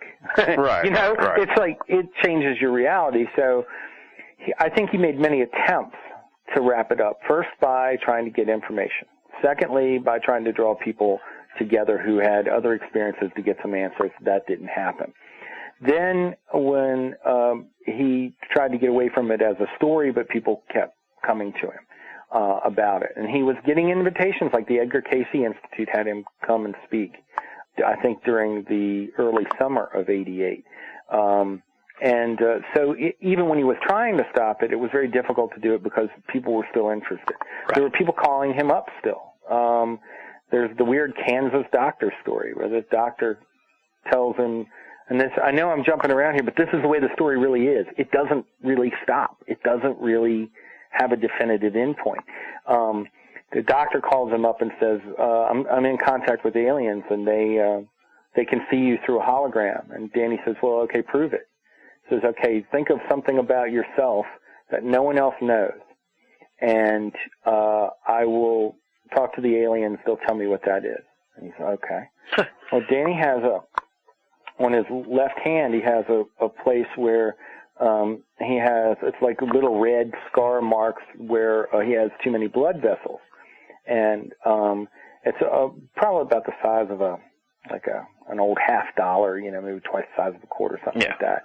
And the guy calls him back, and he says, you have this condition of too many blood vessels in your right arm. He got the arm wrong. But he gave it to him, the location and the size of the scarring to the millimeter. Huh. And Danny's over the phone. And Danny's like, well, you got everything right, but you got the wrong hand. The guy gets off the phone for a second, comes back, or gets off the phone, comes back, and he says, okay, I got it figured out. That's because the aliens are using a hologram, so they're seeing everything inverted. Weird. Very weird. So, he may be trying to stop the story, but it keeps following him. Yeah. Now I guess the next point where it starts to, seems like it's going to wrap up is, in '88, in the summer of '88, he and the reporter, Paul Dellinger, decide we're going to write this out because Danny's continuing to see things. He has a whole chapter in his book. The book is called Don't Look Up. And as you can guess from the title, it's really, it's a suggestion to everybody, don't look up. One of the things that people especially people who don't want to entertain the idea of the UFO phenomenon, say as well, it's people who want attention. It's people who are trying to make money. They're getting rich off of that. None of that crap happens. Yeah. You know, you get attention, but you don't get attention you want. Exactly. Nobody wants to live that kind of life. So he writes this book, Don't Look Up, and I think that was part of the closure for him. But somewhere, and I wish I could nail down the time, because I want to say it was even after the publication of the book, but before Unsolved Mysteries came there. Unsolved Mysteries came in 91. Mm-hmm. Somewhere in there, his son was shot in the head, and it was at a they didn't talk about this for a long time, but he's talked about it on tape with me, and I feel okay telling this story. But apparently his son was at a party, and they were drinking, and when he woke up 23 days later, something like that, and coming out of a coma in a hospital, and somebody had put a gun to his head. Supposedly, oh, God. Yeah, now what's weird about it is there's more than one story about how this happened. When this was initially reported to the police, the other kids that were there, they were kind of, young 20s, teenagers, that sort of thing, and they've been playing around with a gun, supposedly playing some version of Russian roulette with a dummy shell, and drinking heavily and partying and just doing dumb things that kids do. And when the police came and they got the initial report was that a couple guys dressed in black came in and put the gun to his head and shot him and walked out. Then they changed that story and said that he had shot himself. So Danny's pretty convinced they know what really happened. And it may have been related, it may not be some Men in Black story. It may have been related to, there was a local kind of drug dealer that seems to have been connected with this as well. A guy who liked to refer to himself as Charlie Manson, so you can imagine what a wonderful character that would be. Yeah. Yeah. So at that point, I guess if we're looking for a stopping point, that's kind of the stopping point, because what Danny said to me was, at that, it had just gotten so bad that my quest for answers, I couldn't carry it on. Now, he does not believe that his UFO hunting had anything to do with the shooting of his son. But he also says openly it would kill him if it did. So he just, and that's where he stopped, he stopped looking. A couple of years later, in 91, Unsolved Mysteries came, and it kind of opened it up again. And the truth is, people are still seeing weird things. I have actually talked to a guy who has built a tower. It was about a 12-foot tower outside of his house, and we've taped an interview with him. And he goes out every night, and he climbs this tower. And every night that it's not raining or snowing, he's out there looking and taking photos and shooting video. And most of what he has is pretty clearly military, and he knows it. He can identify it. But there's a few things that are kind of hard to identify. So there's folks out there who are still seeing a whole variety of things. And I hope that's not an invitation for every weirdo in the world to go to Wytheville. Leave those poor people. If they find something, they'll let you know. Wow. So, but you can imagine too, though, I mean, that happens to your son, and it's like, you kind of have to take stock and reevaluate what's important, because I'm sure, like, a lot of time and energy really had to go into helping his son recover from this accident or whatever it was. So it's like, UFOs at that point, I think, have to take a backseat. Yes, and I think for a while his family split up. His wife moved to a different place, and it wasn't, my impression of this is that it was a mutual agreement, and it was just I'm being drawn into this, and I can't stop it, but you guys need to be somewhere else so that you're not getting worried about phone calls all the time. And right. So he did a lot to try to normalize his situation, and I think, he said that's about the time he just stopped looking. But he has also said to me that it's 25 years, and he'd always said he was going to figure this out before he left this world. So I think he'd want that. But Danny's a great guy. He's not going to risk his. I don't think he was risking his family. I think that he was just doing his job, and I think he was just doing what people should be entitled to do. And whether the shooting of his son, it probably was not related to this, but it seemed to be. I'll put it to you this way: the Globe tabloid, this was one of the competitors with National Enquirer, ran a story with the headline "UFOs Ruined My Life," and Danny said to me when we were looking at that headline, he said, "Well, they didn't ruin my life, but they sure made it difficult." And I think that was kind of what was going on. If you look at your own life, if I look at my life, I can see that there are cycles in my life where I have cycles of really good years and really bad years, and really good, times, really bad times. Yeah. That's just kind of the way life is. It seems, anyway, as an outsider watching, that UFO thing kind of propelled him into a different part of his life, and eventually it just became too much to try to pursue it and keep up with it. And the toll was too great on him, too great probably on his family. And I will say I didn't live that life with him, so I'm talking as an observer. Right. But it's easy to see how it would be just too much to deal with. Absolutely. And here's the other thing too, and this is the thing that again you just don't see it very much in these UFO docs. He's got to go to work every day. Right. He's got to pay bills. The mundane day-to-day aspects of life don't stop just because you've had this weird experience. You still have to pay your electric bill. You still have to put food on the table. You can't just drop out of society, and you can't just, hide from it. So that's another factor in this, which is that, on one hand, he's a reporter, and he's a reporter by instinct and a reporter by training, so he wants to know the answer. Everything's got to have an answer. But on the other hand, the practical reality is it can take every bit of your mental and emotional energies, and you can't give every bit away for something that's just going to drain you. Right. It's like a black hole, because you really don't get, it's like, goes back to that thing about the UPI thing. It's like, no matter how long you chase, you never can get to the bottom of this thing. Exactly. It's driven many people, it's driven people to all kinds of dire states. I often think that maybe,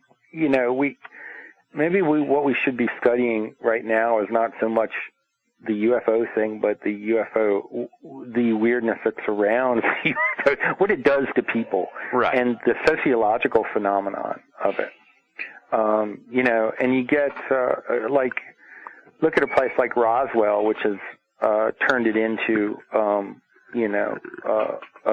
of a money-making, there's a UFO museum on every corner, and and they have big festivals and all of that. So there's that aspect of this phenomenon. Even I love it when people say, "Well, they aren't real." You can't if you can't put your finger on it, if you can't, if it's not solid, hard nuts and bolts or whatever, if it doesn't land on the White House lawn, if you don't show me that, I don't believe it's real. I was like, well, okay, I can't show you love. Love's real. I can't show you thoughts and ideas. They're real. They have an impact. Right. Exactly. I can't, it's kind of like measure. Most of what we know about quantum physics is not based on anything we see. It's measurements we take from what we don't see. Exactly. And so there is a real phenomenon going on, and it does have a real impact on people. And it's a varied impact because, some people in Wytheville, there's a guy I interviewed named Richard Philippi. He didn't want to be interviewed either. He wanted to share everything he had with me. He didn't want to be interviewed at first, and then his wife said, "Oh, just do it." But and he was a good interview. But he was a local business owner, and they made a small temporary fortune selling T-shirts that said "Wytheville, Virginia, UFO capital of the world." And so you had that kind of reaction going on as well. And I think everybody it's kind of a laid-back, conservative, community that's very, very grounded people. So they were able to take it in stride and have some fun with it.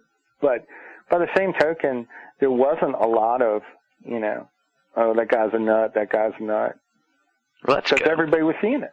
Right, exactly. It's like, it must be just frustrating in general for the town, too, because, they're all flummoxed by it, in a sense, So it's very strange. I think the town in general, probably 90% of the people, and pretty much everybody I have personally talked to, believe that it is what they were looking at was some kind of military project, experiment that was going on. And it may have been not just an experiment of mechanics, but also of psychology. There might have been, projection experiments going on. Yeah, that's what I was just thinking, in a sense, where it's like, we're saying that we need to look at the sociology of it. Maybe that's what they were doing 25 years ago. It very well could be. Because I don't think anybody's saying nothing happened. Because this story reminds me a lot of Paul Benoit's story in the Project Beta saga, sort of like someone who unwittingly get way in over their head on this UFO stuff. Yeah, and it sure, could be. I certainly, of course, Danny Gordon wasn't an insider, though, and he certainly didn't volunteer for it, but there is that element to it. And you got to wonder, when I go through the list, I talked to a couple, Mike and Judy Hall, and she is a school teacher. He runs the social services for the whole county. Okay, so we're talking about, she's been a school teacher for 30 years there, and he's run social services for 30 years there. These are really solid members of the community. And they had an extended sighting back in '87. They were very willing to talk to me about it. And what they described was a large white glowing sort of object that hovered for a very long time. Their neighbors came out. They all watched it. Again, nobody took a photo. I said, "Did you even think about it?" He goes, "No, we couldn't take our eyes off this thing." And then when it was gone, it was funny because he said he'd gone out to walk the dog that night and it was there, and then they called around the neighbors. Everybody came and looked at it, and then the next night he kind of went out and sort of expected it to be there again. Because it happened for a long time. It's like 30 minutes or so. Yeah. They just didn't watch this thing hover, and then it was gone. Well, maybe that's part of it. It doesn't seem like a conventional craft. It's really hard to try to figure out what the purpose of hovering that long would be. Maybe it's to see what the reaction is. Who knows? And again, there are a lot of maybes. Right. It could be, I know a lot of that there was always concern about, Russians and stuff like that, and the UFO community having spies in it, if you will, who were really saying they were looking for UFOs, but were actually, trying to document whatever weird stuff was in the sky to send back to Russia so they could figure it out based on, spy information. You know what I mean? Yeah, that is actually a possibility. Danny claims that at one point the sheriff's office did get a phone call from the National Guard saying, "We are doing joint military exercises with the Russians in this region." So be aware of that and do not interfere with that. And if you get any reports, just tell people that it's nothing to worry about and it'll be over in a few weeks. Now, I don't know. But you talk about that, and it just so happens that supposedly there was a joint military exercise between Russians and Americans. This is 1987, man.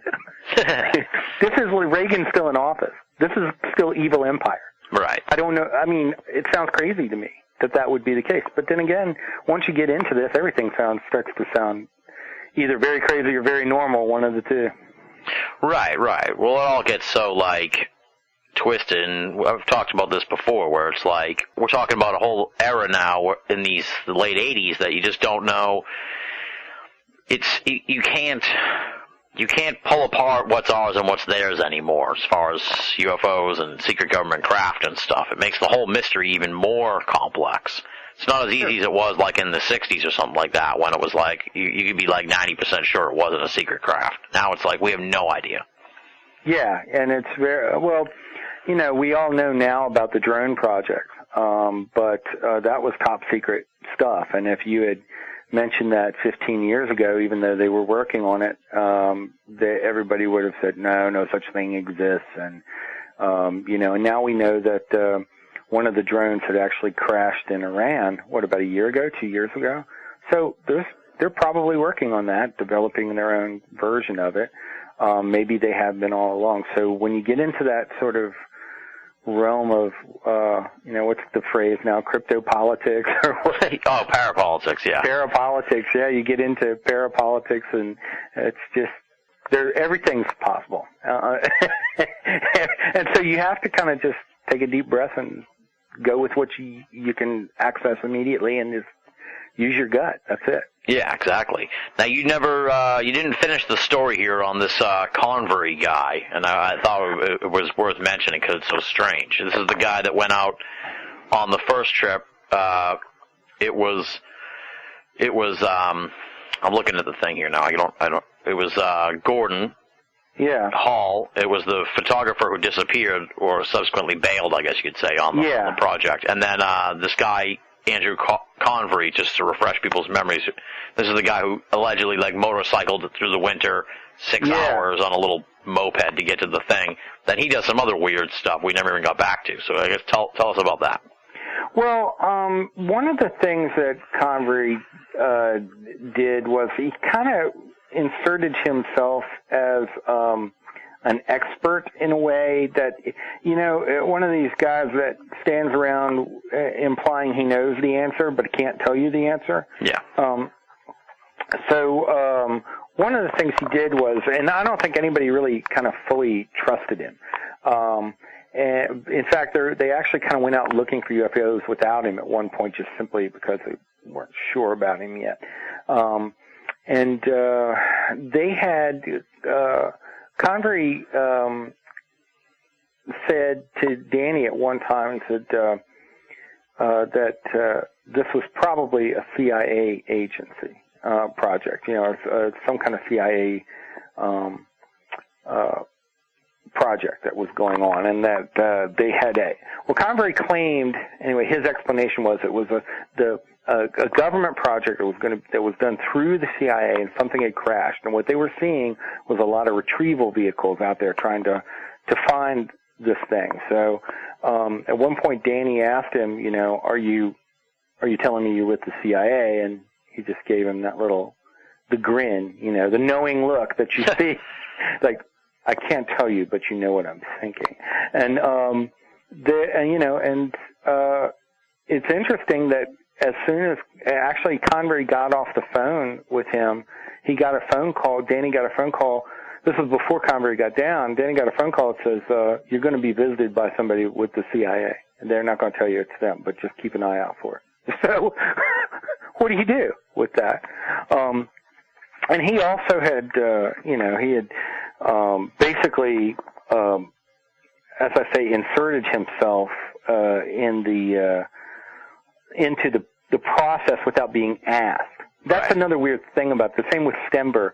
They kind of called out of nowhere, and they just said, "Can we be a part of this? Can we be a part of it?" And it's kind of weird that they would even want to. But Convery came in, and he claimed that he had a bunch of inside information, but as is common in the UFO thing, it was also, I can't really tell you what it is, but I can suggest to you what it is, and you don't need to worry, this is all military, but I can't prove it, but, Yeah.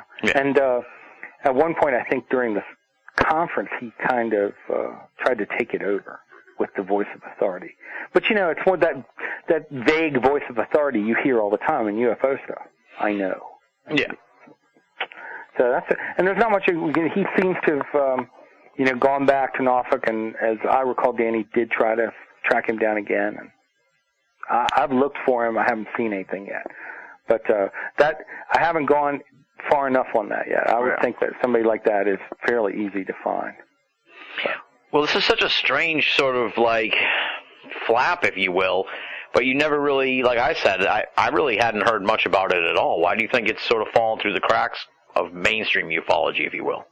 I think one reason is that it doesn't have the sensational aspect that earmarks it. It doesn't have a clear focal defining point. Like a signature, sort of a signature event, if you will. Or exactly. Something like that. If you look at the Benny and the Barney Hill case and Betty and Barney Hill, well, you've got this narrative that revolves around just two people, and it's got a linear sort of storyline, and it's got a really interesting focal point, which is the abduction. Right. And then everything else that comes out of it, her star maps and all that stuff that come out of it, that just feeds it. But you can focus on it. There's a specific date. It's a one-time event. So, here's another problem. Again, thinking sociologically, one thing that humans want to do, we're driven to do this, is find, quote, the answer. Right. And it's a lot easier to find the answer when you have a sharp focal point. So in this case, you had droves of sightings, and none of them, there are several that report 3 white lights and a red light. The red light will either seem to be towing the white lights or joining or disappearing into them and then leaving again, like a shuttlecraft of some sort. That's a common sighting. Then you had classic flying saucers. Danny said he saw one rise into a cloud and just never come back. Then you have the flying boxes, and you have the triangles. Then you have the crazy orange box and the floating bus sightings, which are so totally bizarre that they're not even aerodynamic. So what do you do with that? Yeah. It becomes very hard to pin it down and get it into a neat little storyline. And because we like a narrative as a species, and we like to have a focal point to find, quote unquote, the answer, whatever that is. I don't believe there is a single answer to anything. I think that's part of it. I also think that the military explanations were good for the press. That's all they needed. It's kind of interesting that Unsolved Mysteries would come back and do it again. And I think, Danny had a nervous breakdown at one point in this whole thing. He had just gotten to be so much that he had a heart attack. And oh, God. Well, he didn't have a heart attack. He had symptoms of a heart attack. Yeah. He just basically had a nervous collapse. They took him to the hospital, and it just turned out he was so he wasn't eating right. He wasn't sleeping right. He had all these things. Well, so if you watch the Unsolved Mysteries episode, which is actually pretty decent, you'll see that they kind of lead to that as the breaking point, the focal point. But that's really not it. Really the sightings continued, and really lots of other stuff happened. So I think that's one thing. I also think that, like I said, the military explanation was good enough for a lot of people. I also think that the town itself,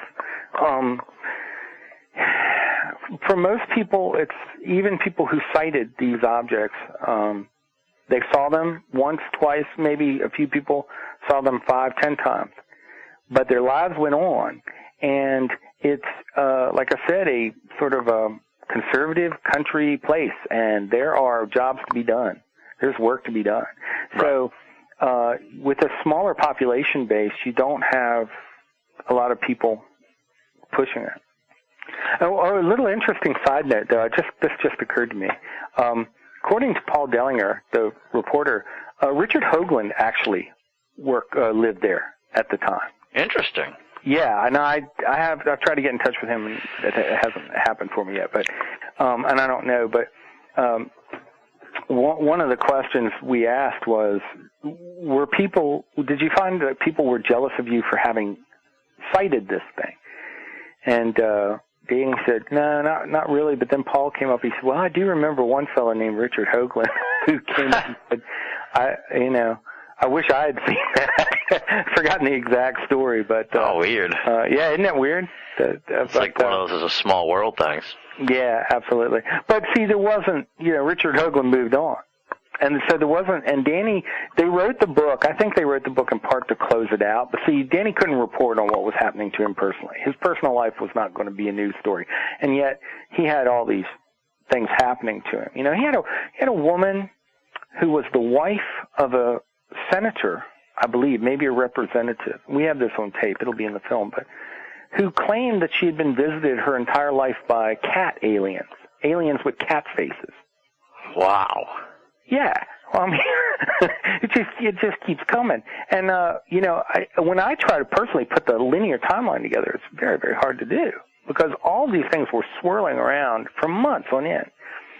So I think that's part of the reason why. Right, and it gets like, for Danny, it's like, not only are you inundated with these UFO reports, but then you start getting even weirder stuff. Mm-hmm. And you don't know really where to draw the line, I'm sure. Well, you can't, like, you don't have the choice of drawing the line. Whatever people are going to tell you, they're going to tell you, and it just gets weirder and weirder. So, right. It's like, right. At some point, you wonder what the hell you're going to do with all this. Yeah, and I'll give you another sort of example of this from the story. He, at one point, you know, he felt like he was being followed by he would be followed by black cars with military license plates on them, and you know, or U.S. government license plates on them. And well, it's okay in Wytheville. There was it's a point where two interstates join, and there are, you know, lots of travelers and lots of military people stop over for the night or whatever. So this does actually happen there. And he got to the point where every time he was looking in his mirror, he felt like he was being followed by somebody, and he stopped carrying a camera and started carrying a gun. And then it just got to the point where he had to talk to himself and go, okay, what are you doing? What are you doing? You're walking around with the 357. This is getting crazy. This is getting dangerous. And right. There was a NASA truck that showed up there. I haven't mentioned that, I guess. No. There was a truck from marked NASA that showed up and stayed there for a few days at least and then went on its way. And they just said it's no big deal. It just happens to be, you know, it has nothing to do with UFOs. Don't look behind the curtain. Yeah. So who knows, you know? And I think it would be very, very difficult for anybody to try to endure that. And just so people know, Danny's a very stable guy. He seems to be, you know, he doesn't tell me things. I look at him, I go, okay, you're a nut job. That doesn't happen. He's a contributor to his community. He's a very conscientious person. And so maybe part of the story really needs to be that even though all this rotten stuff happened to him, he's managed to, you know, be a contributor to his society. And a lot of people are, you know. Right. Well, it's just, does he regret even sort of getting mixed up in all this, or is he sort of at peace with what he, you know, the Pandora's box that he opened? You know, again, I'm speaking for him, but we asked him a similar question, and his response was that if he had to do it over again, he'd think long and hard about doing it. Yeah. Which tells me that he might do it because, you know, there's a truth aspect of this, but he might not just as well. It's really hard to say. So I don't think Danny's not the kind of guy I see going through his life with a bunch of regrets. And no more than any of us do. I mean, there's certainly, if I could go back, there's a lot of things I'd change and a lot of decisions I'd make differently. That's the way it is with everybody. But I don't think he regrets being involved in it so much as had he known and had a choice, he might have made a different choice. Right. He might have just made that report and not looked into it any further and just said, okay, well, thanks for your call, and then let it go. And but who knows? The way things were happening at that time in Wytheville, it may have been impossible anyway. It's interesting that sort of like he's alone in this in a sense too. You know what I mean? It doesn't sound like there were other people sort of shouldering the burden of being the quote unquote UFO guy of the area. Yeah, there really weren't. And I talked to Roger Hall, who's his friend that was with him for the first sighting, and I asked Roger, I said, well, how did this affect your life? And he just said, well, it really didn't affect my life that much. I had a couple sightings, and they were exciting, and they were kind of weird at the time, but my life just kept going the same way. Right. Really didn't change it. Paul Dellinger, the reporter, who also himself had a sighting, and he said same thing, is that well, it was dramatic. I won't forget it, but it didn't change the course of my life. And I think it was just kind of a perfect storm for Danny. You know, one of those things where in any time of crisis, we look for a voice of authority, and the most immediate voice is the news, whether we like that or not. I don't trust newscasts at all, and like I said, I've been a journalist. I mean, I don't. You know that there's money behind it, and you know that editors and they make selections, they choose what you're going to see, and I'm sure that there are stories we never. Well, there's a list every year of all the top 100 stories that you didn't see that were terrifying. You know, meanwhile we're watching. You know, we're seeing Britney Spears is pregnant again or something. Yeah, who cares? And but that's really the way it is. And I think what happened in that case was Danny was the voice of authority, and people just wanted answers. They just wanted answers, and so being a reporter and being the kind of guy that he was going to try to give them those answers. And that was, you know, if it had happened maybe in a bigger area where there were several news outlets, some of that would have been diffused. Right. You know? Yeah, that's what I mean. Yeah, it's like. But Wytheville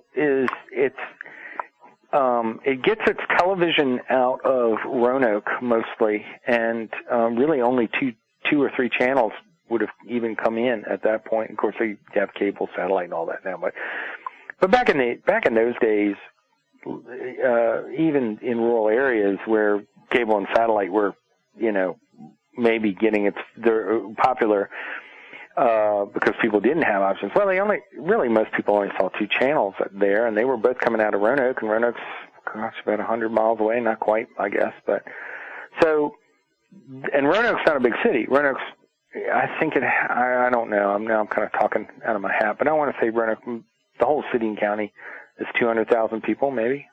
Oh, wow. So it's not big. Yeah. And there's no other place to go, and I think that's part of what made him the center point. How did he slow down this freight train of people contacting him when he kind of got out of it? Was he just like, listen, don't, and eventually, like he said, you know, like, listen, don't contact me anymore. I'm not doing this anymore. And I believe that is the way it happened. And now the sightings did have a peak, and then they kind of went away, and so some of that did just sort of peel off naturally.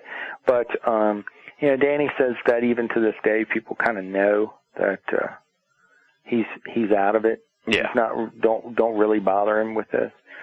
So, you know, I please don't call Danny up and talk to him about UFOs. He did his part for God and country, you know. Exactly. Let him go. Let the man live. Now that he's out of it and everything, but how did he end up coming? How did your paths end up crossing? I guess is what. Well, I contacted. Yeah, and I even asked him on tape, "Why are you doing this?" After hearing these stories, like, why on earth are you doing this? To answer the first part, he said that he's doing it because he feels that after 25 years, with enough distance, it's time to tell the story, and maybe the story will prompt answers from some place we don't expect. And so maybe there will be an answer to it, although I don't think he expects to ever get one, and I don't expect to ever really get one. There's that hope. And I think he just wants to tell his story. He told me, I contacted him actually a couple of years ago and said, I'm a documentary filmmaker. I live fairly close. I'd like to talk about this. And he said, well, maybe we'll see. And why don't you contact me in the future? And then I did. And then so we talked, and we got to know each other before we started this project. Yeah. And that's just the right thing to do. And I think he just feels comfortable with us and handling it, because I'm not going to exploit the guy. My film partner Chris Luzzo is a great guy. He's not going to exploit him. We're not going to do that. We live here, Right. So we're not going to do that. And I think that makes a big difference, too. If somebody had come in from, New York or L.A. and said, we want to, do this, and we're going to have all these guys come in, and we're going to recreate it, and we're going to put this guy in military gear, and he's going to follow you around and ask you a bunch of questions, and we're going to have a lot of flashy graphics. And, exactly, I think he would have gone, no, that's not what I want to do. So I think a lot of it has to do with the fact that we're going to tell the story without the embellishment. It really doesn't need it. Yeah. It really doesn't. I don't need to have crazy graphics and lots of simulations. And it's a lot. I tell you what, it's a lot more intense to watch this man tell his story and look in his eyes as he tells you these things. Exactly, yeah. Yeah. Well, and in a lot of ways, it's like so many UFO stories are like, all right, here's a UFO event, and that's it, really. But this is almost like a whole different thing. This is like a cautionary tale in a lot of ways, of sort of like, be careful what you get into, because, you don't know how deep this thing gets. Right. And it's sometimes you get those stories, like I said, as a literary guy, a film guy, I collect stories in my head, I love them. I love a good story. And when you look at some of these UFO stories, the ones that are cautionary tales, it seems like a lot of them have elements that make you just roll your eyes and go, oh, okay, you had me until, until you got to the alien shapeshifters and the laser gun battle, until we got to level 13 and Darkon was there or whatever. And so there are those stories that you get where it's like, oh, don't look in the cupboard, and then it's something goofy, but or something that's just too outlandish to believe. And this is a really believable story. It really is a believable story. Yeah. And I'll tell you something too. A lot of times, I always wondered, people who write books and do interviews or do TV or documentary, sometimes they're asked, well, do you believe these people? What do you believe? And it's fairly common to hear somebody go, well, I didn't take it too seriously until I actually sat down and talked with these people. Now I understand that. Because I will sit and have lunch with people, and we'll talk about sports, and we'll talk about, the price of gas, and we'll talk about this, that, and the other, and then we'll talk about UFOs. Right. And these are not people that have anything to gain. They're clearly, they don't change their tone or their attitude when they talk about UFOs. They don't go into storytelling mode. You know what I'm talking about? Yeah. They don't become a different person. They don't become some kind of practiced personality. And that lets me know that they really did have a weird sighting and experience. Exactly, yeah. Most people don't even want to share their UFO events, or they I run into two types of people: the ones who really want to tell you their story, and the ones who reluctantly tell you their story. Right. The reluctant ones are usually better because at least I don't know. I feel like maybe you get a little bit more out of it almost because there's something going on there. Like if someone's really adamant and they want to tell you the story, you can't really do anything with that. But if they're really reluctant, you can kind of draw more out of it. Where you're like, well, why is this person? Why exactly don't you want to share this story? When you're confronted with a person who's very theatrical in everything they, and what they do, or what they tell you, you're always sort of consciously or unconsciously aware that you're getting a story told to you. That they've probably told a million times. Yes, and you can hear elements that you go, well, I bet that particular phrasing was the one you finally settled on, Yeah, exactly. And it doesn't have to be UFOs. I mean, it can be anything. It happens in life all the time. But when you get people who are just kind of opening up, this one fellow who's built this tower to watch for the UFOs, he has got really emotional. And he believes, he's pretty convinced that we have advanced technology. We have plasma technology that would allow for space travel virtually without friction, and we can leave. He claims to have seen what he describes as a plasma field vehicle drop out of the atmosphere with a pop and then land, or not land, but come down and hover in a matter of only a few seconds. And, you know, he's telling me this story. I'm not even sure what to make of it. Dead serious, 100% serious, and getting very shaken up.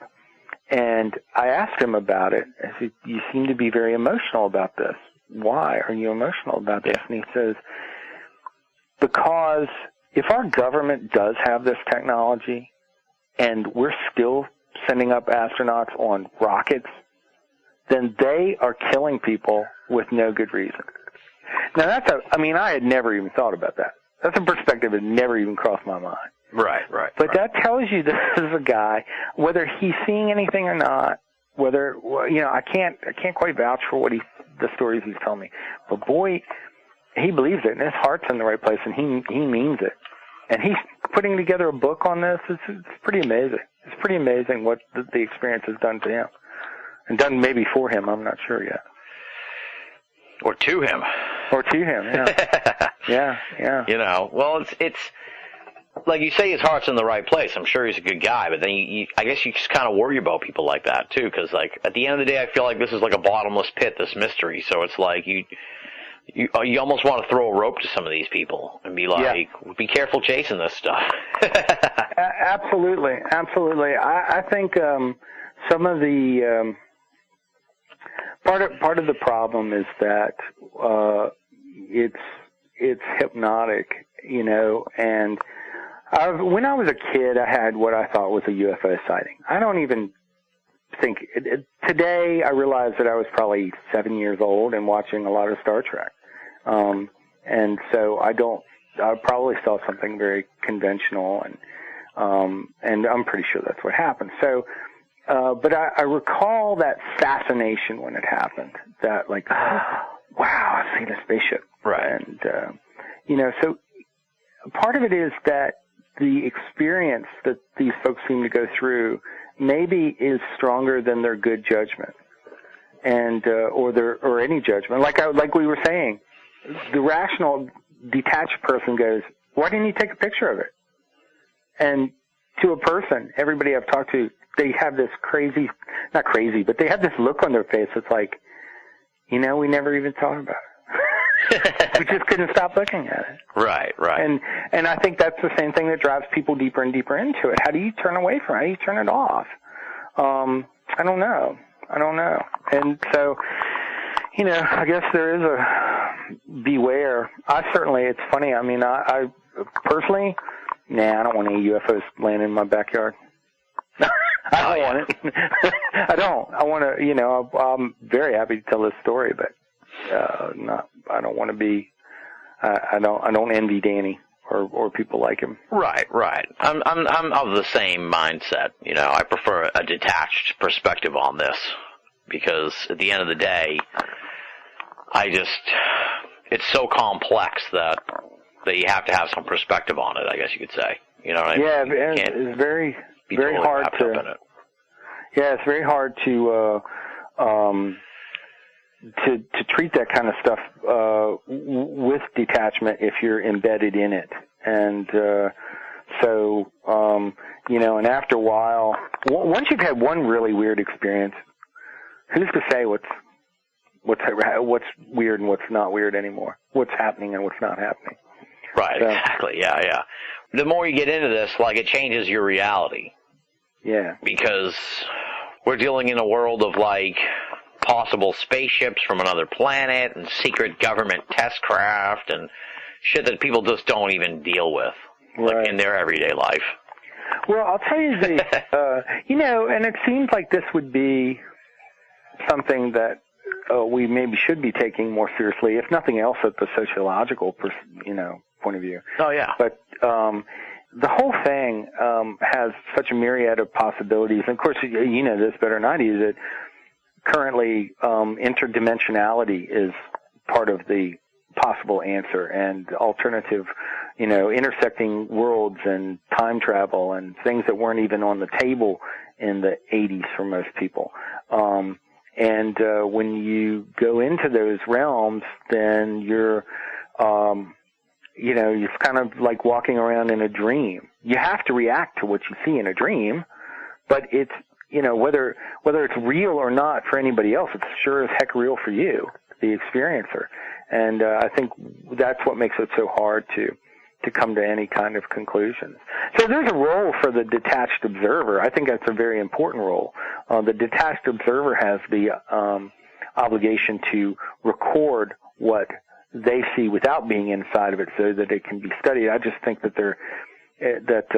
many people are just too quick to want to write it off to some simple answer, and I don't think it is simple. I think there's multiple factors going on. Right. That's where I'm at too. Where in a sense, there's a whole bunch of different stuff going on. Because, you can't.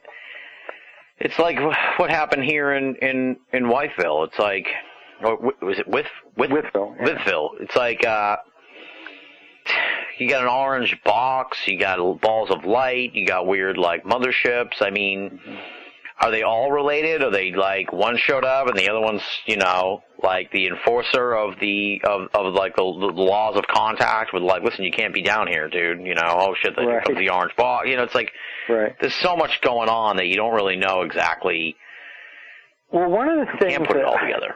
One of the things that has occurred to me in this whole process is that in a quest to find answers about the inexplicable, it exposes how human we are and what it means to be human, the kinds of things that humans do to solve problems or even perceive them. And let's take it as the extraterrestrial hypothesis, just for kicks. Let's assume that's what was going on. What would we do? We start looking at it and trying to interpret it based on our structures of thinking and our structures of behavior and our structures of interest. We're the ones that we think, well, they're studying us, they're exploring us, why are aliens abducting people? Well, they're doing experiments because that's what we would do. Well, maybe none of that crap applies. Maybe none of that applies. So if you have, let's say you have creatures from another planet visiting, they don't necessarily think like we do, and they don't necessarily have any interest in making contact with us, or maybe they think they are doing. Who knows? Right. Who knows? If you have intersecting dimensions, let's say you have a machine that can do that. We don't know what if you could cross dimensions or cross times. When I run my car, every time I run my car, I put fumes in the air. There's a byproduct. So what's the byproduct of screwing around with nature like that? Well, maybe it's orange boxes. Yeah, exactly. Well, you raise an interesting point, too, where it's like whatever's behind the UFOs may be completely, they may have podcasts up there where they're like, why don't these people, why haven't they noticed us? I don't understand what they're doing down there. We've been coming there for years and they never seem to acknowledge us. Why are they doing this? Right. There's this is kind of far afield, I guess, but there's a religious joke. There are not many religious jokes that are funny, but there's one where a guy he's in a town that's going to be flooded, and his neighbors come and say, we got to evacuate, and he says, I'm a man of God. God will save me, and I'm going to stick it out here and just pray. And they say, okay, we're out of here. And so the waters come in. They rise up to the second floor of his house, and the boat comes by, and says, come on, you got to get in. The town's going to be totally flooded out. And he says, no, I believe in God, and I'm praying to God, and God's going to save me. They say, okay, we got to go. So they go on out, and he gets up to the roof of this house finally, and a helicopter comes by, and the helicopter is dangling a rope, a ladder, trying to get him to come up. And he says, no, go on, God's going to save me. And at that point, the water rises up, and he drowns. So he goes to heaven, and St. Peter welcomes him there and says, oh, we're kind of surprised to see you, but we're glad you're here. And you as a devoted man, you can have anything you want. What do you want? And he says, well, I'd like to talk to God. So he goes to talk to God, and God says, he says to God, I don't understand. I was praying to you. I was devoted to you my entire life. I did everything you asked, and you didn't save me. And God says, that's funny. I thought I sent the neighbors in a boat and a helicopter. Yeah.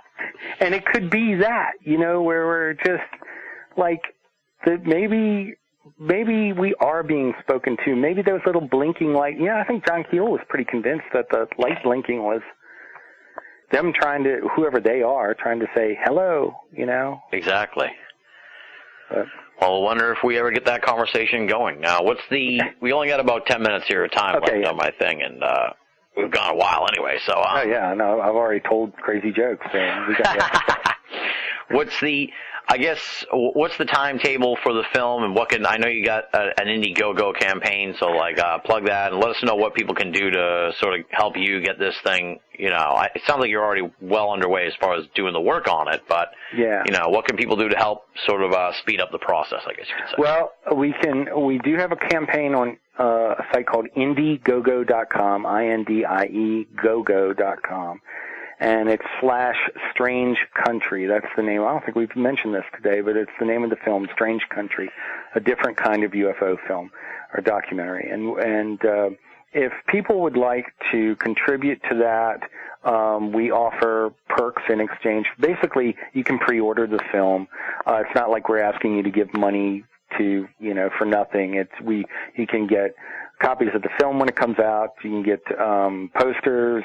You can get credits if some people are working on film careers and they want to put money into it. They can get associate or executive producer credits on this and a bunch of other cool things. And we'll have some stuff signed by Danny as well. So there's a lot of cool things that you can get and be involved. And just go to the site and you can use PayPal, you use the credit card, whatever you want to do. I think we have about 60 days right now on the campaign. It's really, we haven't pushed it much now, but now we're going to have to start. And so we appreciate every penny. The film, we anticipate getting it done before October 7th, which was the original call-in date. I think that actually is a weekend this year or close to it, and I'd like to premiere the film at that time. The film will get done one way or the other. It's probably not a wise thing for me to say after asking for money, but it will get done. But it's a matter of, will people be paid for the work that they're doing? And will it be fair? I have a lot of we're a small company, basically. We're two people. We can do everything ourselves, but it's much harder to do it that way. And it's so much nicer to be able to pay people. A lot of people are willing to work in independent film just for the experience or whatever, but we like to treat people well, and that requires some money. And, we do have some funding available to us now, but this is going to help us finish up the project, get be able to buy lunch for people when they're working a 12-hour day and that kind of thing. So, and I think that's important. Absolutely, yeah, for sure. Now, we usually sort of wrap it up with the sort of what's next for you, but this is sort of what's next for you. Have you thought about anything beyond Strange Country as far as, and I know you've obviously made a whole bunch of different films of different subjects and stuff, but have you thought about anything in the paranormal realm beyond this film? At the moment, we haven't. We have a couple films coming out about basically old time. We've done some films on old time mountain music, and we've got a couple more that will be coming out sometime this year. So we're working on that simultaneously. I have thought about doing, and this will probably happen at some point, doing a short on the mad gasser of Botetourt County. Oh, wow. Are you familiar with that story? No. I guess you've heard of the mad gasser of Mattoon in Illinois? I think so, yeah.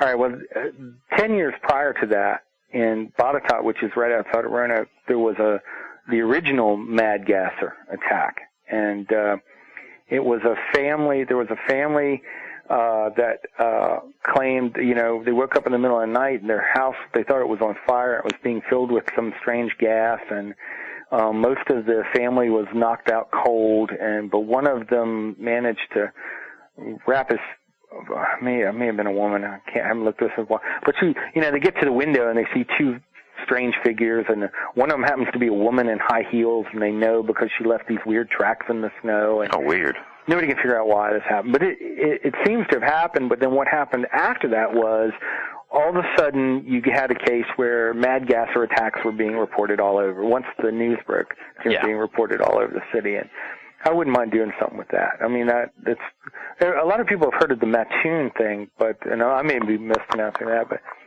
this one was in '33, as I recall. Oh boy! And, so it was some people thought the one in Illinois had to do with war hysteria, but this was 10 years before that war. So interesting. All right. Well, we'll keep an eye out for that, and of course, people should check out the website.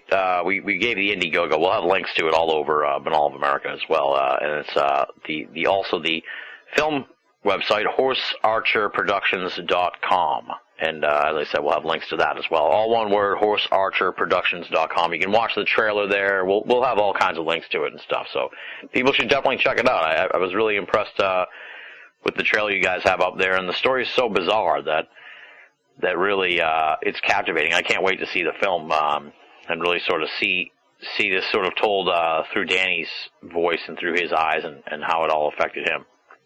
Yeah, I appreciate that. We appreciate the opportunity to talk about it. And it's not just Danny. We've interviewed many other people, but it comes down to the effects that this had on a person.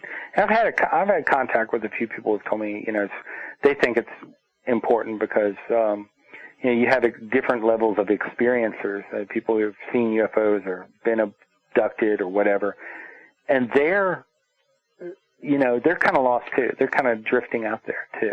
Yeah. And I think if nothing else, it documents the fact that these things don't happen in a little bubble on History Channel, for a half hour and then go away. They aren't for the people who go through them, they're very difficult experiences. Exactly. They carry it with them through the rest of their lives. Yeah. Well, Sean, I can't thank you enough for coming on the show. I really appreciate you reaching out to me, and was more than happy to have you on the program and bring this story to light for more people. And I wish you the best of luck with the filming and with the campaign. And please keep us posted and let us know the status of the film and when it all rolls out. I sure will. And when we have more information about it, I'll let you know, and you can let your listeners know. Absolutely, that would be great. All right. Well, thanks again for coming on the show. No problem, man. Thank you. That does it for this edition of BoA Audio Season 7. Big thanks to Sean Kotz for coming on the show, giving us so much time, and providing just a wealth of information concerning the 1987 UFO flap in Wytheville, Virginia. You can find out more from Sean at the website www.horsearcherproductions.com. And if you want to help facilitate the making of Strange Country, a different kind of UFO documentary, head on over to the Indiegogo page at indiegogo.com/strangecountry and make a donation. At the Indiegogo page and or Sean's website, you can see the trailer for Strange Country and get a look at what they've got so far. It is tremendous stuff, and I personally cannot wait to see the completed version of the film. Hopefully, the many great BoA audio listeners who have helped out this program will dig a little bit into their pockets and help out Strange Country as well. Indiegogo.com/strangecountry. Check it out. Moving right along now, it's time for BoA audio listener feedback, and we have got several emails here to read, my friends, and just about all of them pertain to the William Zabel interview from last week. I was just inundated with feedback from the BoA audio listeners regarding the William Zabel appearance last week on the program. Tons and tons of feedback. First of all, a tremendous amount of feedback on the BoA forum, theusofE.com. I could not even do that one justice. So if you want to get in on the conversation there, head on over to the BoA forum, where there is a lively conversation going on regarding the William Zabel interview. Additionally, there were many posts on my Facebook page concerning the William Zabel interview, and one in particular really stood out, and I promised the author that I would read it here on listener feedback and respond. It comes from Travis, no hometown listed. Here's what he has to say. I'm quite familiar with many of the elements presented in this interview. The conflicting reports, other shooters alleged to have been witnessed, timelines being wrong, students seeing bodies in places there weren't, students seeing more dead bodies than there were, etc. There is another person, Evan Long, who brings up the exact same material. Adam Foss, a survivor, even wrote in a May 2nd, 1999 article that while he was escaping the cafeteria, he saw a dead girl's body face down in the water in the cafeteria, and several witnesses also saw dead bodies piled on the cafeteria stairway. While these reports are very intriguing and very confusing and demand answers, once a conspiracy theorist claims it's all an evil satanic and mind control conspiracy, herp derp, the whole town of evangelical Christians are evil Satanists in a secret cult, all the victims' parents knew what was going to happen and killed their kids in a satanic sacrifice, then all credibility flies out the window for anyone with a lick of common sense. I also find it highly, highly, highly disrespectful to claim that the victims' parents were in on it. I personally know one family of one of the victims, and I was utterly disgusted to hear such a disrespectful accusation hurled at the victims' families. While I'm intrigued by all the conflicting reports, people witnessing other shooters, timelines being wrong, students seeing more people dead than there were and in places there never were any bodies, etc., I'd love to see someone make a more credible report on it without all of the satanic cult mind control speculation thrown into the mix, which destroys any real credibility on the topic. I'd even go so far as stating that polluting this data with all of the satanic cult and mind control nonsense sounds like a disinformation ploy to discredit the evidence, because the two people who brought it up and presented it, the odd data is in the reports for anyone to find, however, go the satanic cult and mind control route, which kills it on a credible level. Travis. Thank you so much, Travis, for your well-written and well-thought-out response. You could really feel the passion from Travis in his feedback there. Really what stood out to me was how taken aback he was, or upset, I guess you could say, by the claims from William Zabel that the victims' parents were in on it. As he says, he found that highly, highly, highly disrespectful. And I can tell you that personally, I really struggled with the choice to use that particular quote at the beginning of the program. I vacillated on that back and forth quite a bit before I released the show, but in the end I aired with the decision that really that summed up William's conspiracy as a whole. He really sees this thing as an all-encompassing conspiracy to really radical levels, and I thought that captured it better than just about anything he said on the program. But I knew that it was such a loaded statement, and it really did make me quite uncomfortable. So when I saw Travis's post on my Facebook wall, it resonated with me in a big way, because he sort of touched on something that was in my mind when I put the program out. It would be nice to say that Travis's feedback was unique to the episode, but truth be told, and I found this to be tremendously interesting, and that's why I really suggest a lot of people head on over to the BoA forum to take a look at the conversation there. Beyond the people who enjoyed the conversation with William Zabel for the sensational elements behind it, there were quite a few BoA audio listeners who really disliked the program or were disappointed with the William Zabel return. I found it kind of amusing that in the last 3 years since he disappeared, William Zabel has sort of grown to legendary status on the program, but upon his return to the show, there was considerable backlash to his theories.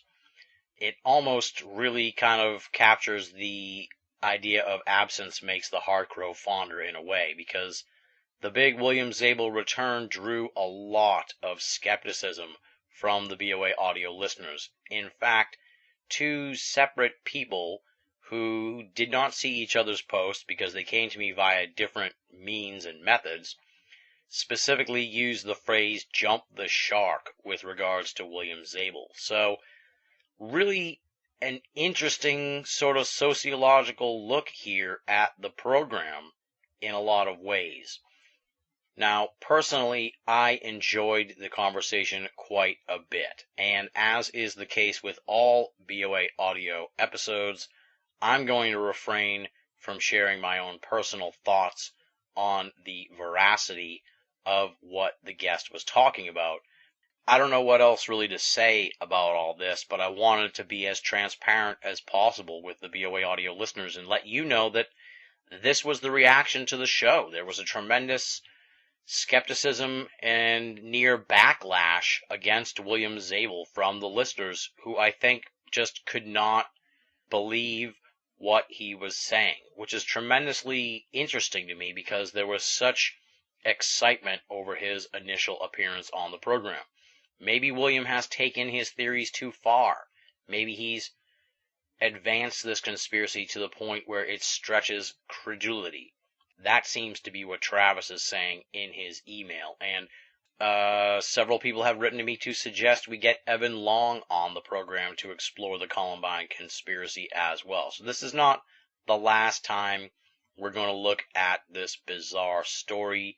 And beyond the interesting feedback from the BoA audio listeners, I can assure you that that will not be the last time you hear from William Zabel on the program either. I'd be happy to bring William back on the program and really would like to present him with some of this criticism with regards to his theories, because I think that's the only way we can really get to the bottom of all this and really sort of explore this topic in an honest way.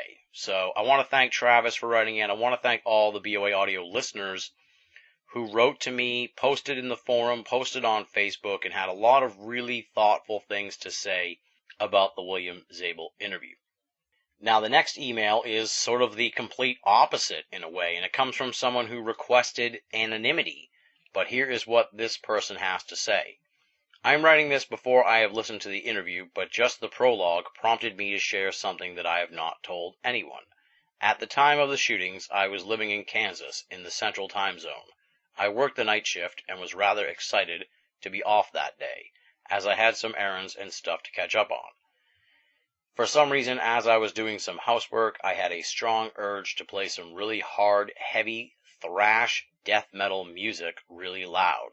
This was kind of unlike me, as I didn't really care for that type of music so much, just in small doses, not for hours at a time. I picked out a few CDs from my boyfriend's collection and put them on. I also felt really angry, aggressive, and very restless. After I did some housework, with the music blasting, I had to do a heavy workout because of how angry I felt. It was weird, and I'm glad I was alone, and no one crossed my path that morning. Around 12 noon or so, I finally started to feel tired, and made lunch, then logged in to check my email, and that was when I saw some of the news about Columbine. Now, looking back, I really wonder about the whole vibe of that day. Okay, going to listen to the rest of the interview. Thanks for listening, Anonymous. So that's sort of the other end of the spectrum here. That comes from a listener who requested anonymity here on their email, and I'm happy to provide that, who seems to suggest, if I'm reading into it what I think I am, that the anonymous writer was feeling whatever William Zabel suggests was going on with this HAARP mind control. So we've got a whole nother end of the spectrum here, with someone sort of backing up what William Zabel had to say, or at least suggesting that there was some kind of weird mood in the air. Like I said, this interview really generated a tremendous amount of feedback, ranging from disgust, as you saw from Travis, all the way to folks who were genuinely intrigued by some of the more extreme elements of William's theory.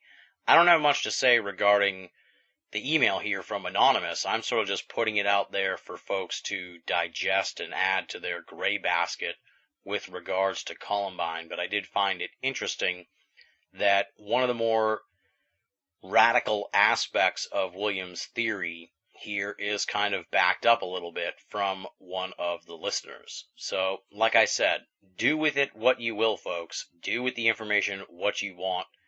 I'm just sharing it with all of you so you have more to add to your evidence pile.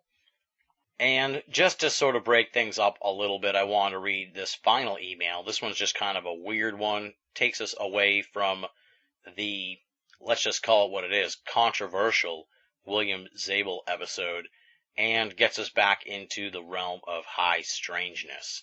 Comes from Bill in Brookhaven, Mississippi, who shares a very weird story.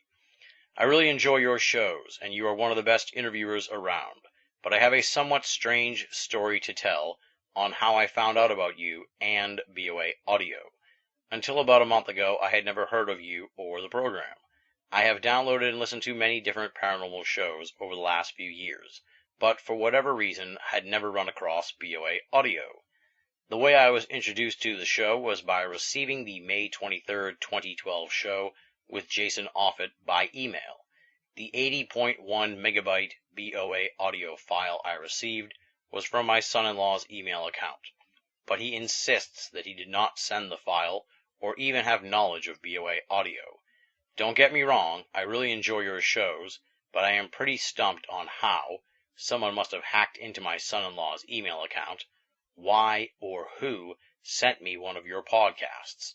I'll close by saying that I've enjoyed listening to your new and older seasons, no matter how I received that first audio file. Just keep up the great shows, along with the great interviews, and I'll keep on listening. Bill, in Brookhaven, Mississippi. That's a weird one, folks. I actually forwarded that one to Jason because it kind of connects in with the story that he told on the program about the guy whose brother sent him the link to the story that Jason wrote, and then they have no recollection of that ever happening. So there's something weird going on here in general. I actually emailed it to Jason asking if it was more of the Offutt weirdness, because that's just strange stuff. I don't know really how that could have happened. I'm skeptical about the whole hacking thing, just because why would somebody hack into Bill's son-in-law's email account to email him an episode of BoA Audio? That just doesn't make sense. So I am bewildered by that. I have no idea really how that all could have happened. Nonetheless, thank you, whomever out there in the ether passed along BoA Audio to Bill. We're happy to have you as part of our listening audience, my friend. And stick around, because there's a whole lot more esoteric audio madness coming down the pike.